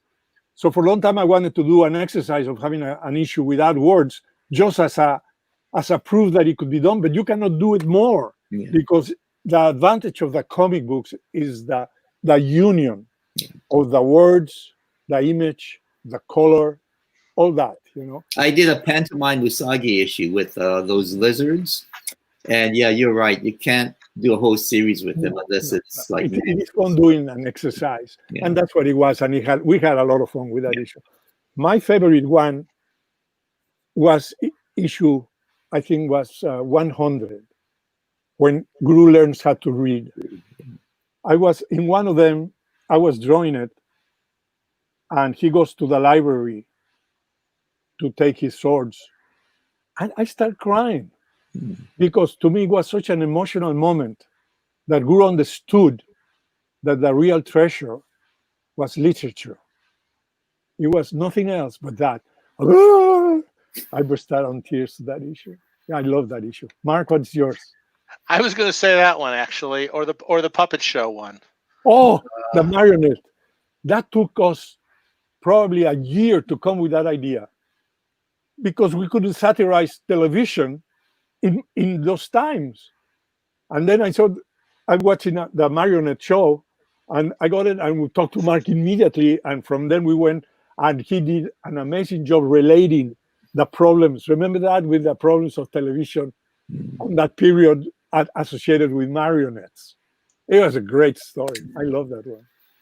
GROO has actually taken on some pretty serious topics, like television, garbage, environment, all kinds. Yes. Television and garbage are the same topic, Stan. And politics. Yeah. We had one that it was from kingdom to presidency, and you had things that they had to do with now. Homeless, we have done the garbage issue. It was totally related. We done gurus, we done modern painting, we done religion, we done all kinds of things. GROO is we have the total. I don't know. Gary can tell us better, but we have I don't know how many issues besides the 100 for Marvel. We have a whole bunch too. Like you do. We have hundreds of issues. Here's an interesting question. Question for GROO Crew. Who is your favorite current comedian? Well, that's your specialty, Mark, because I grew up without comedians in Mexico. We had the clowns, we had funny cartoons, but I don't have comedians at all. Stan, do you have a favorite comedian? I do. I can't remember his name. John. He used to be a writer for SNL. John. Mulaney. Mulaney, The Horse in the Hospital. Yeah, John Mulaney. Yes. Tom, you got a favorite comedian? Not very current. Harry Anderson was great. Magic and comedy. He used to do the Magic Comedy Club in Hermosa Beach, and saw him a few times. Great. Yeah. One of the few that I could say is he was a British cartoonist who came to do his routine in clothing. He was sort of like a transvestite, and he was one of the funniest deliveries I've seen in comedy from this British guy, or Mr. Bean, but he's more of a comedic actor more than a comedian. But I didn't grow up with him. It was not that relation type of thing. Favorite current comedian would be either Louis Black or Jim Jeffries, probably. The one you had Tuesday is amazing. What? Pardon? Jeff Altman. Yeah, Jeff Altman.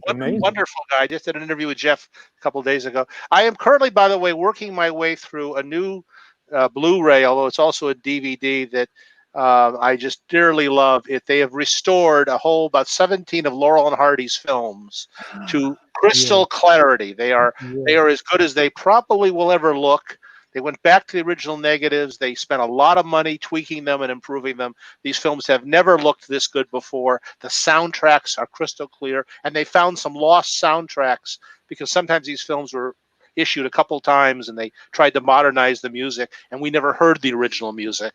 And I love Laurel and Hardy more than I love, almost anything except certain people in my life. I don't consider them comedians. For me, they are actors in comedy. Comedians are the people who go in front of a microphone and tell. Well, things. Okay. Actually, I don't think they're actors in front of. I actually prefer to believe that those guys were really like that. Yes, that was what they really were. Yes. Leonard Maltin and I did an interview, one of these chats a couple weeks ago, and we were making the point how it was kind of nice that in those days they didn't have talk shows, so you didn't see these guys out of character very much. You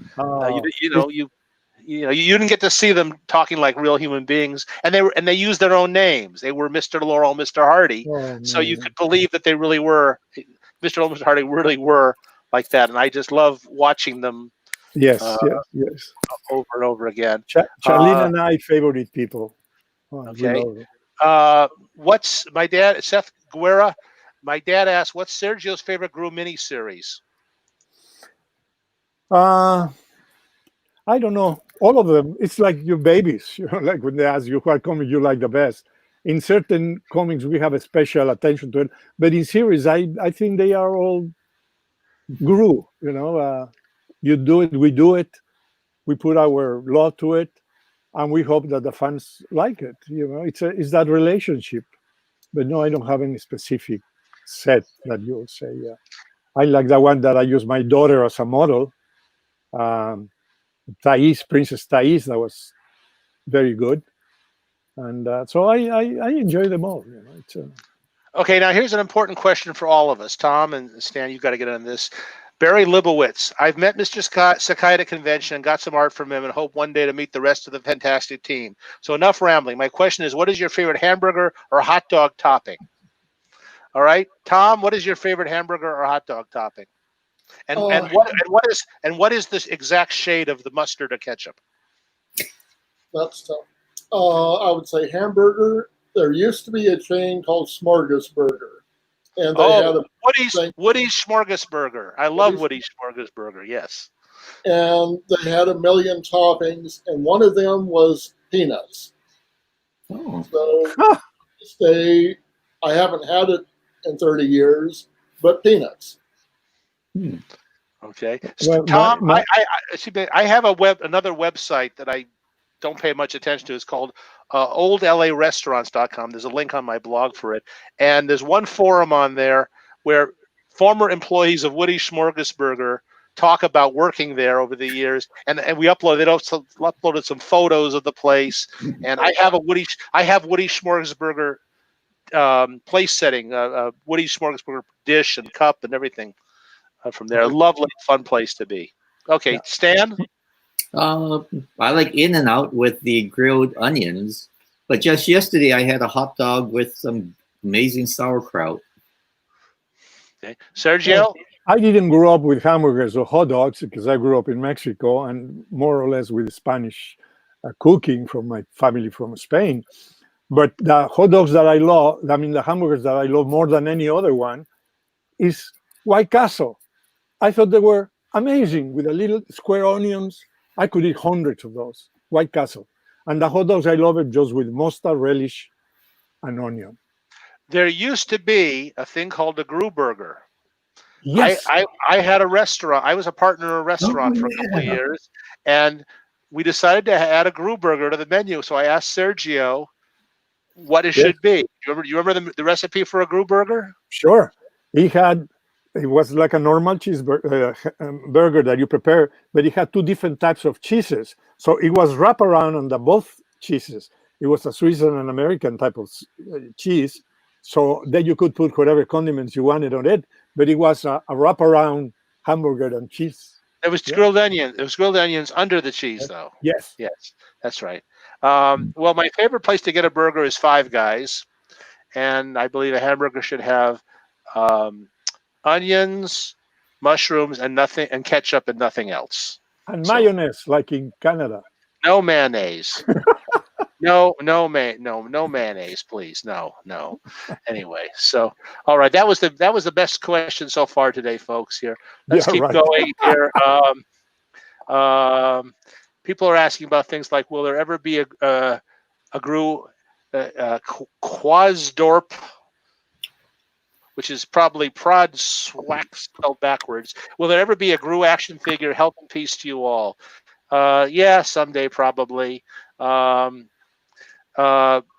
Clef, New York City, probably a musician, says the four of you combined have every style of facial hair. Tremendous. That's right. We look like one of those, there's one of those things in the face where you have the magnet and the shavings and you can put dress up. We look like four different versions of that. Until recently, I had a beard like a Stan and Tom, too. Yes. John Murakami says, I also loved in the early issues where you hid the hidden message. Yeah, we stopped that finally. Here, let's see. Keep going. Pretty elaborate. Yes. Some people, quite a few people are asking for more Maddie Magnor.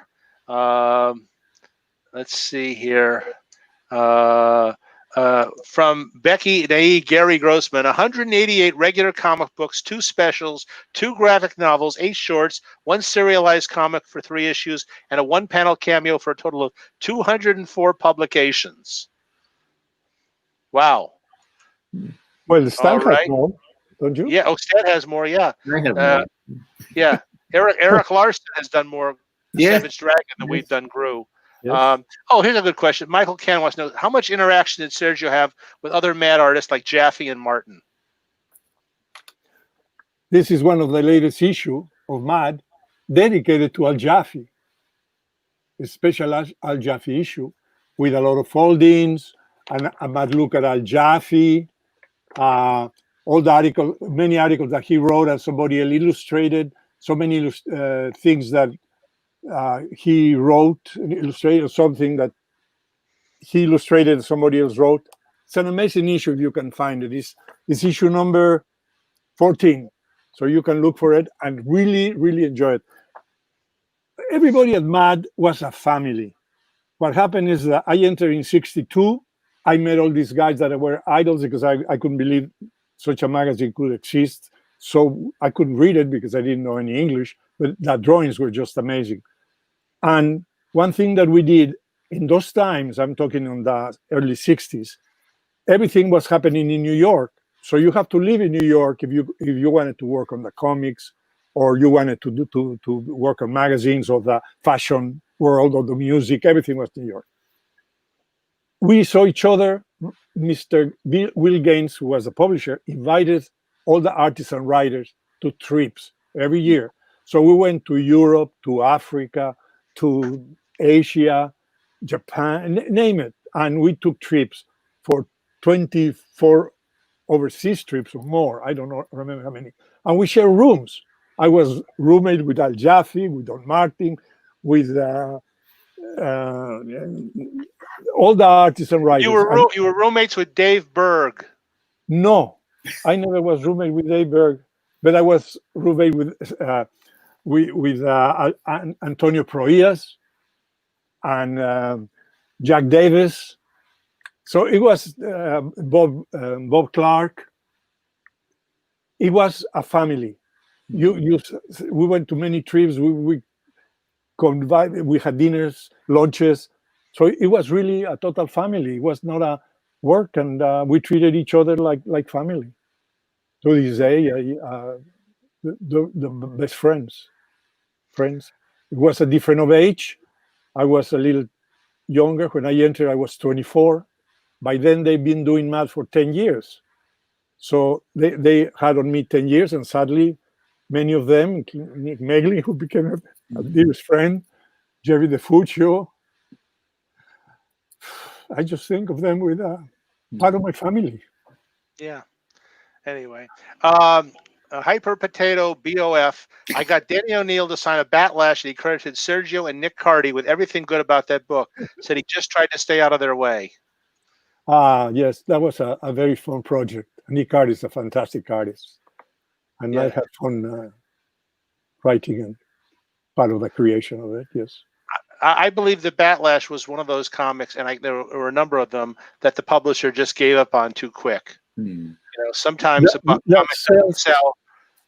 Well, but sometimes if you do something different, if you do another Batman comic or another Superman comic, readers get it right away, and it starts selling by the third issue if it's going to sell.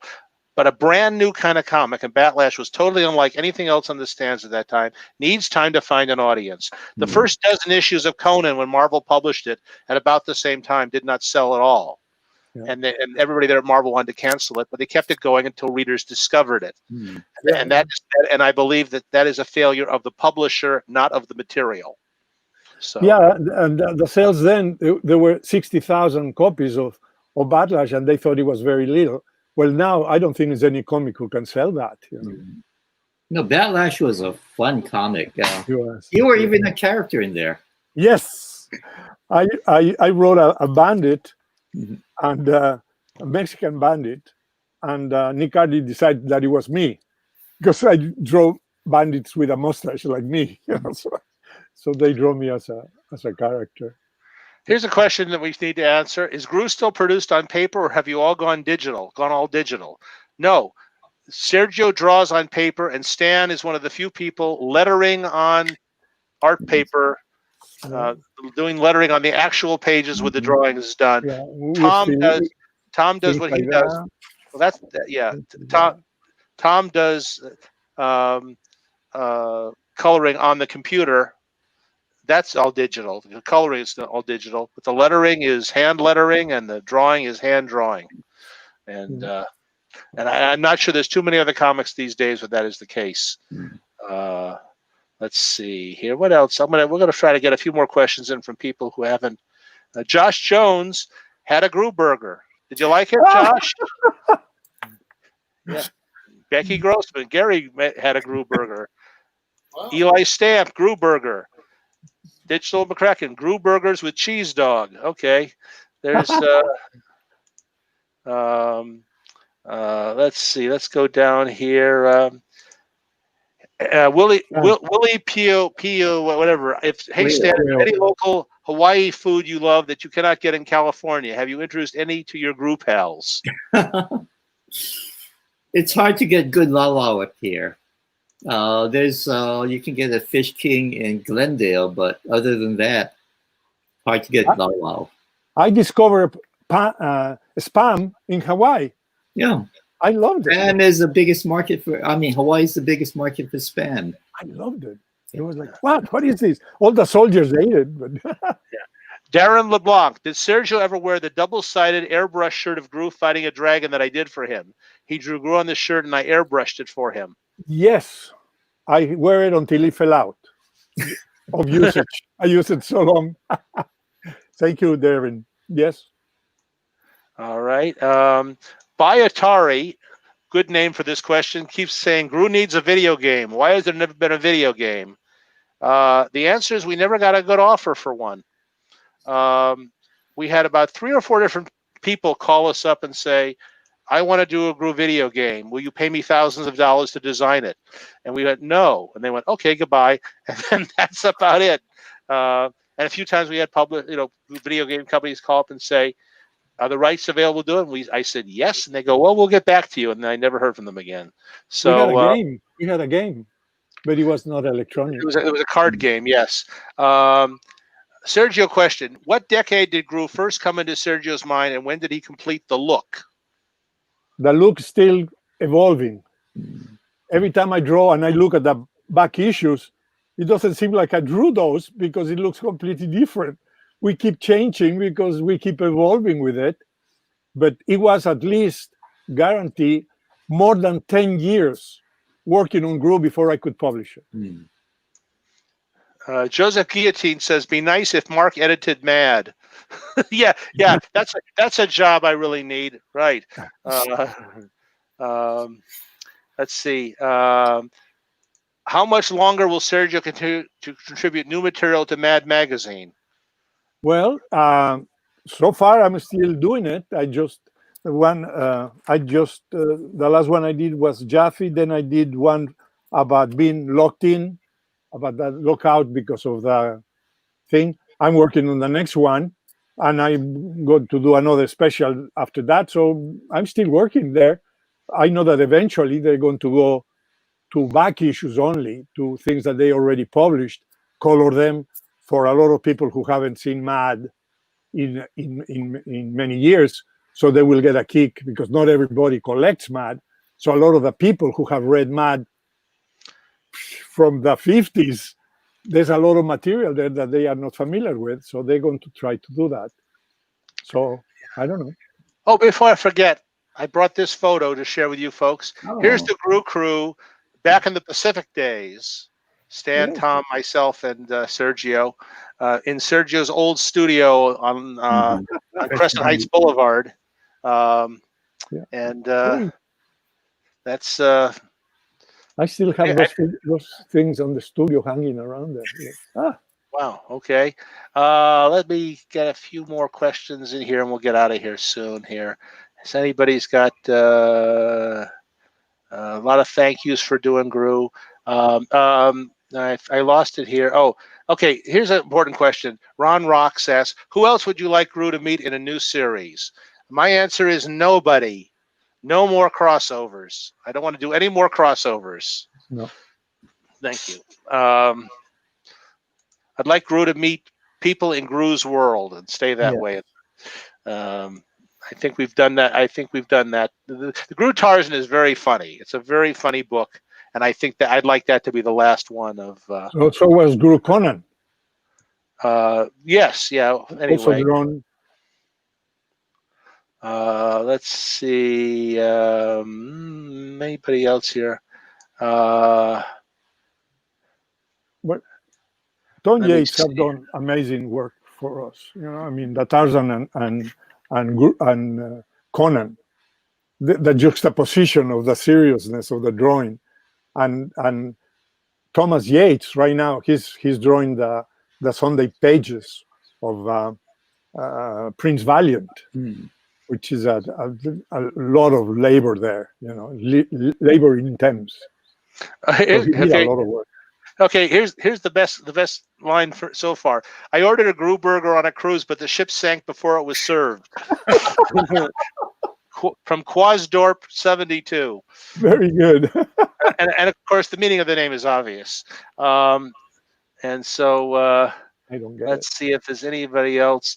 Does Sergio sell original art online or just at conventions? Well, with the locked out, my daughter has been helping me because a lot of people have asked for commissions and for pages and things. So yes, we started doing it, but basically it was at the conventions when people look at the work, or some agents in Europe that they like the work and they sell it over there, you know. So but yes, of course, looking, conventions have always been good for us. Tom, what device do you color?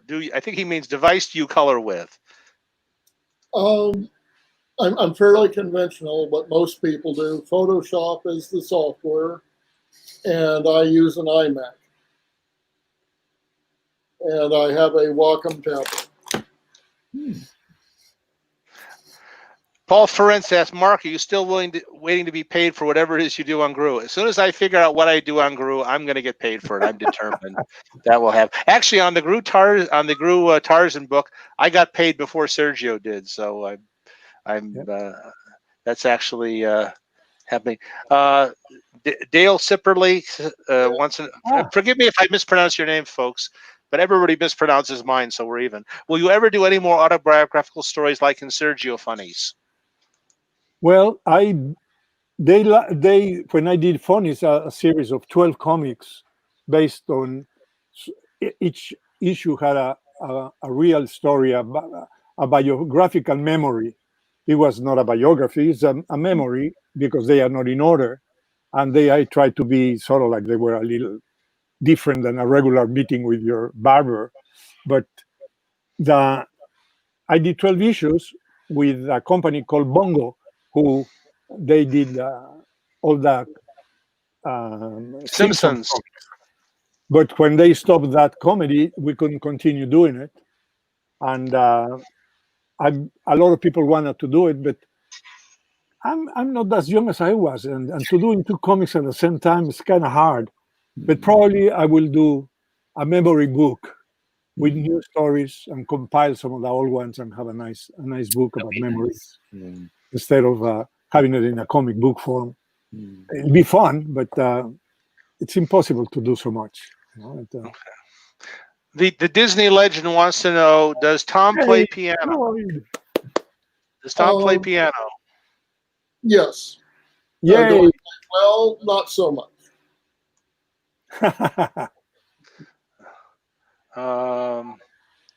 Let's see here. Okay, Sergio, I don't know what this says. You read it. A pleasure to meet you all and following you. I'm very emotional, and especially I would like to say hello, Senor Sergio, and tell him that I admire him a lot. He looks genial, and I also want to be a monero. Monero means a monkey designer, which is how we call the Mexican cartoonists, moneros, because we draw monitos, who means little monkeys. So a monero is a cartoonist. And the only thing I can tell you, my friend, thank you for the compliment. The only thing you have to do is practice and practice. Is take it seriously. It's like being a doctor. The only thing you have to do is go to college for 4 or 5 years, another 2 years of practice in the hospital, and you become a doctor. Same thing with cartooning. You do it on your own. You are self-taught. You practice. You take anatomy.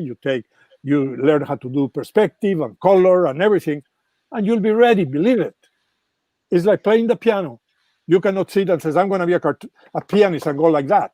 You have to learn your notes, your music, put a lot of love in it, and be serious about it. And eventually, with time, you play the piano and draw cartoons. There's no secret. Just patience and love for the thing and respect for the craft. That's all it is. Okay. Mark, how long did you work on Welcome Back, Kotter? I was a story editor on the show for one season, which was about one season too much. But no, it was the hardest I'd ever worked in my life, and rewarding in many ways. But it was like doing comedy in the demilitarized zone. Vic Tulsi, Stan, Serge, Mark, Tom. I read your books on my first deployment in the Navy. You got me through Operation Iraqi Freedom. We all felt like wandering war. Wouldn't it jinx a war to have GROO comics there?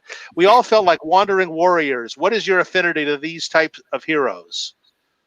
I think we all have an affinity to heroes because we all want to be one in our lives, even if it's about something trivial. And these days, with what we're all going through, there's a lot of heroes around. There are people who are doing the right thing and helping each other and getting through the pandemic and getting through all the challenges we have right now. So I think if you're a decent human being, I think you have a natural affinity to heroes. Does anyone else want to throw something in there? I did my military service on the Mexican Navy, and I love ships. I love the people who have served in every branch because they have certain beliefs that they have to support. And sometimes they have to read a little more about history and understand certain things. Because as Mark says, everybody around that is trying to help you is a hero. Doctors, nurses, the people who deliver the food at your door. These are the people who are not putting their lives nowadays in danger for causes that do believe thoroughly, which is humankind. They believe in humanity. They're helping. Man, no color, no nothing. Everything is the same. It's those are heroes. Those are heroes. The well-named Captain Negativity for Sergio. Any further comics universes to destroy? Doubtful, but if you did DC, then their damn books might get rebooted into something readable. Mark, please. I think we already have a great time. I think there's no point destroying DC because there's people who've been doing a much better job than we can these days. We need Sergio Destroys DC, which Mark helped us in because I have read these very few comics that they are not in humor, and we did Sergio Massacres Marvel, Sergio Stomp Star Wars, but Mark did all the writing on those things because he knows so much about those medias, and helped enormously, and it was a lot of fun. Yeah. Vic Tulsi, yes. Mark, did you work with Gary Shandling? Yes, I did. I knew Gary. I worked with him. I wrote gags for him. He was a writer on Welcome Back, Kotter on one episode. Very bright, funny man. That was another comedian that I respect very much when he did this show, the Gary Shandling show. That was very, very funny. Again, actors doing comedy. Yes. Josh Jones asked, "What did you mean, slow of mind?" Thank you, Josh. That's perfectly timed here. I thought we were going to get a lot of questions, to which this would be the answer.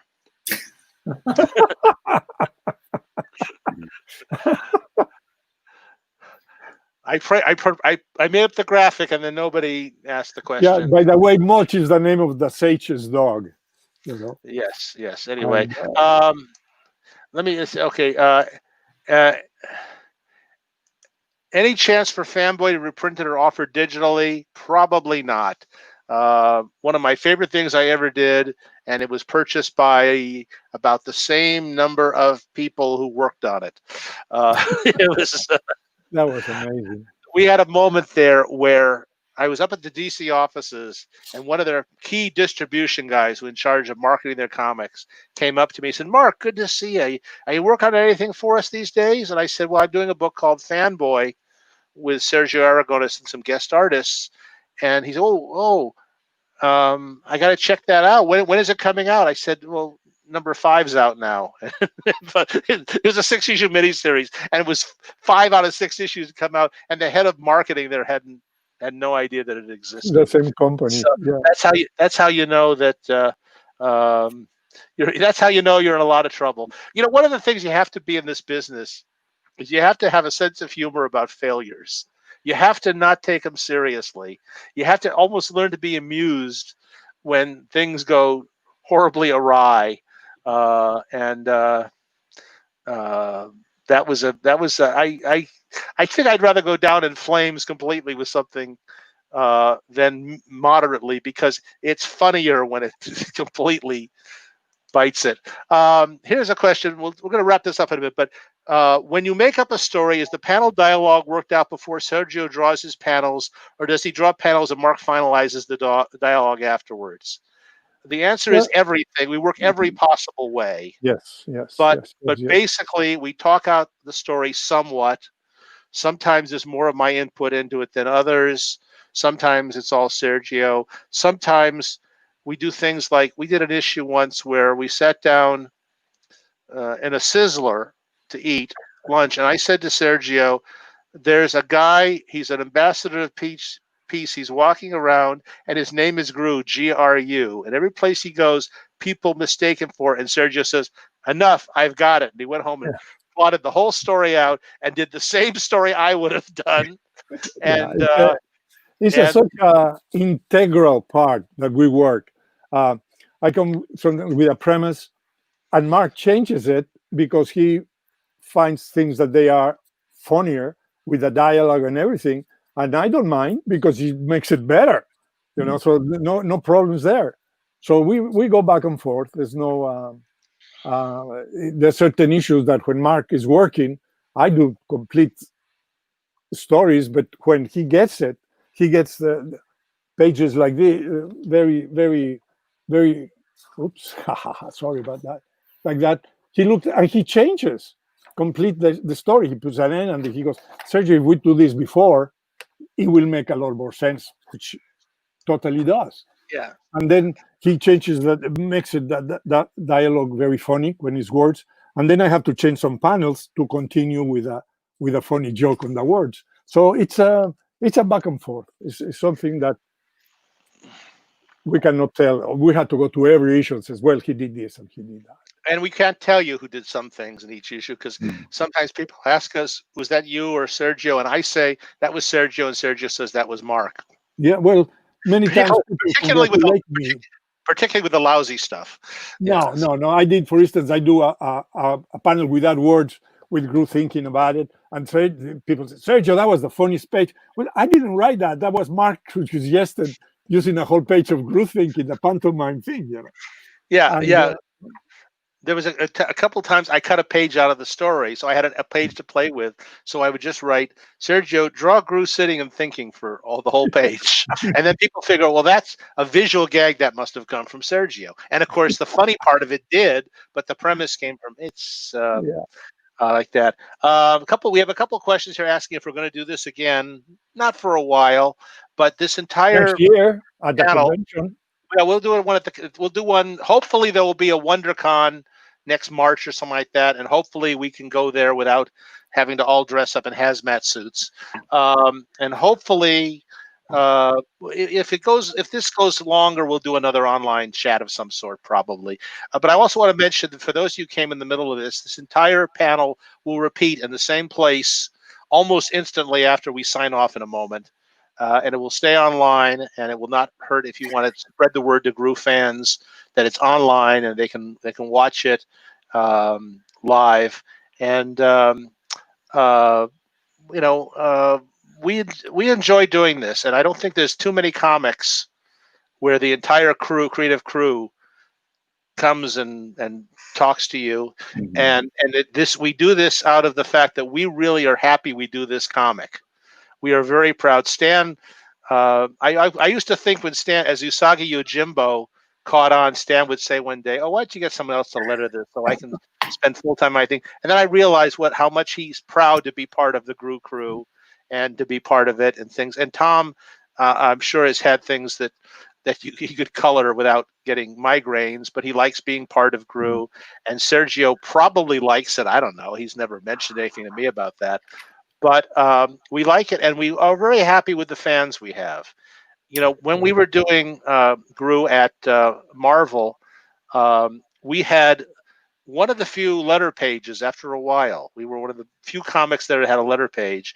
And the people at Marvel, when the letters were sent to Marvel, used to call me up and say, we're going to ship you another batch of the letters. We can't believe how funny your readers are. We go in and we read the letters. We open the letters, and because they have to open all the mail there, and they go, we just find how clever GROO fans are, and that's been our experience too.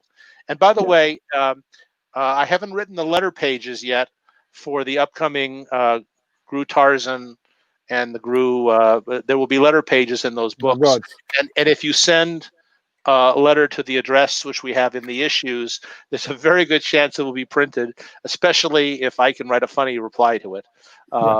If you wanted to see your name in GROO, email me in the next week or two or a couple weeks. That was one of the things that I enjoy about the comic, is that Mark got all the letters and he put all the answers. So the first thing I did when I got the printed issue of GROO was to look at the answers in the back, because I never saw the letters. And I laughed so hard, they were just really funny part. I may have have nothing to do with that. I may have told this story, but for a long time I had an assistant, a lady named Tracy Abbott, who worked for me. She was kind of an apprentice comedy writer.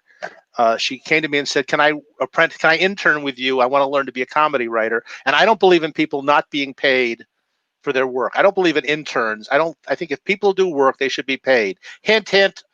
And but one of her jobs, so I paid her, but one of her jobs was to type the GROO letters. This is back when they came out on paper, and they had to be retyped for Marvel and then she'd type the letters, then I would take the file and write replies in between. So we had a reader then, and if you look back at the Epic issues, you'll probably find a half dozen letters from him, named Lon Wolf. I don't know what became of Lon Wolf.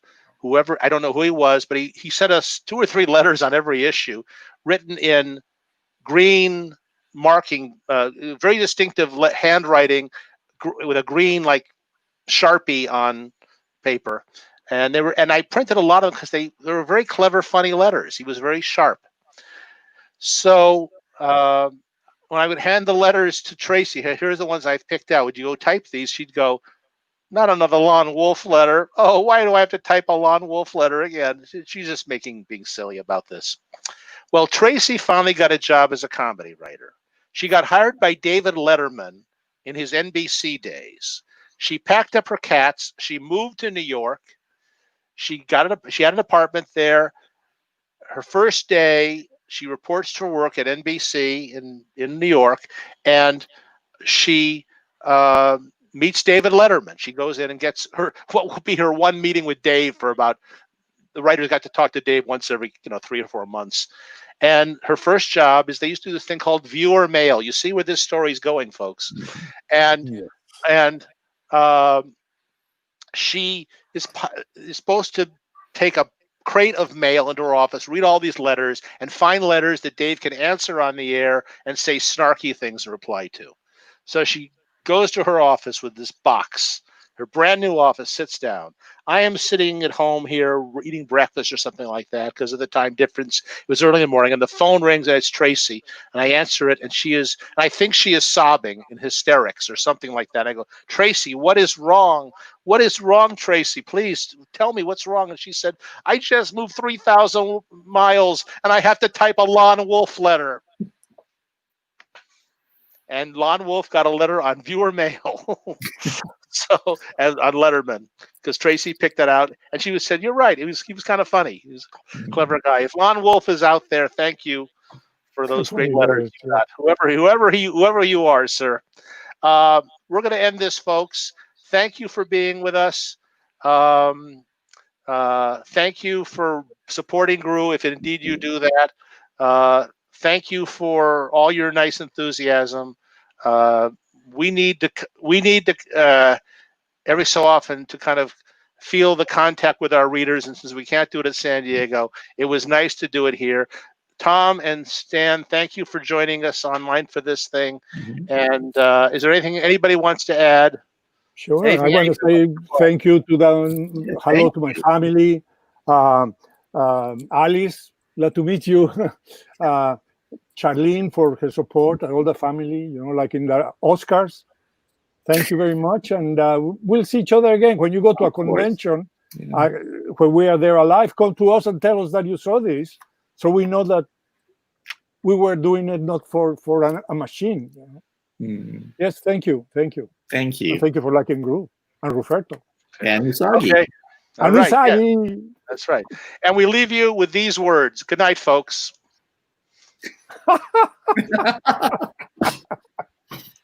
Oh my God, yes.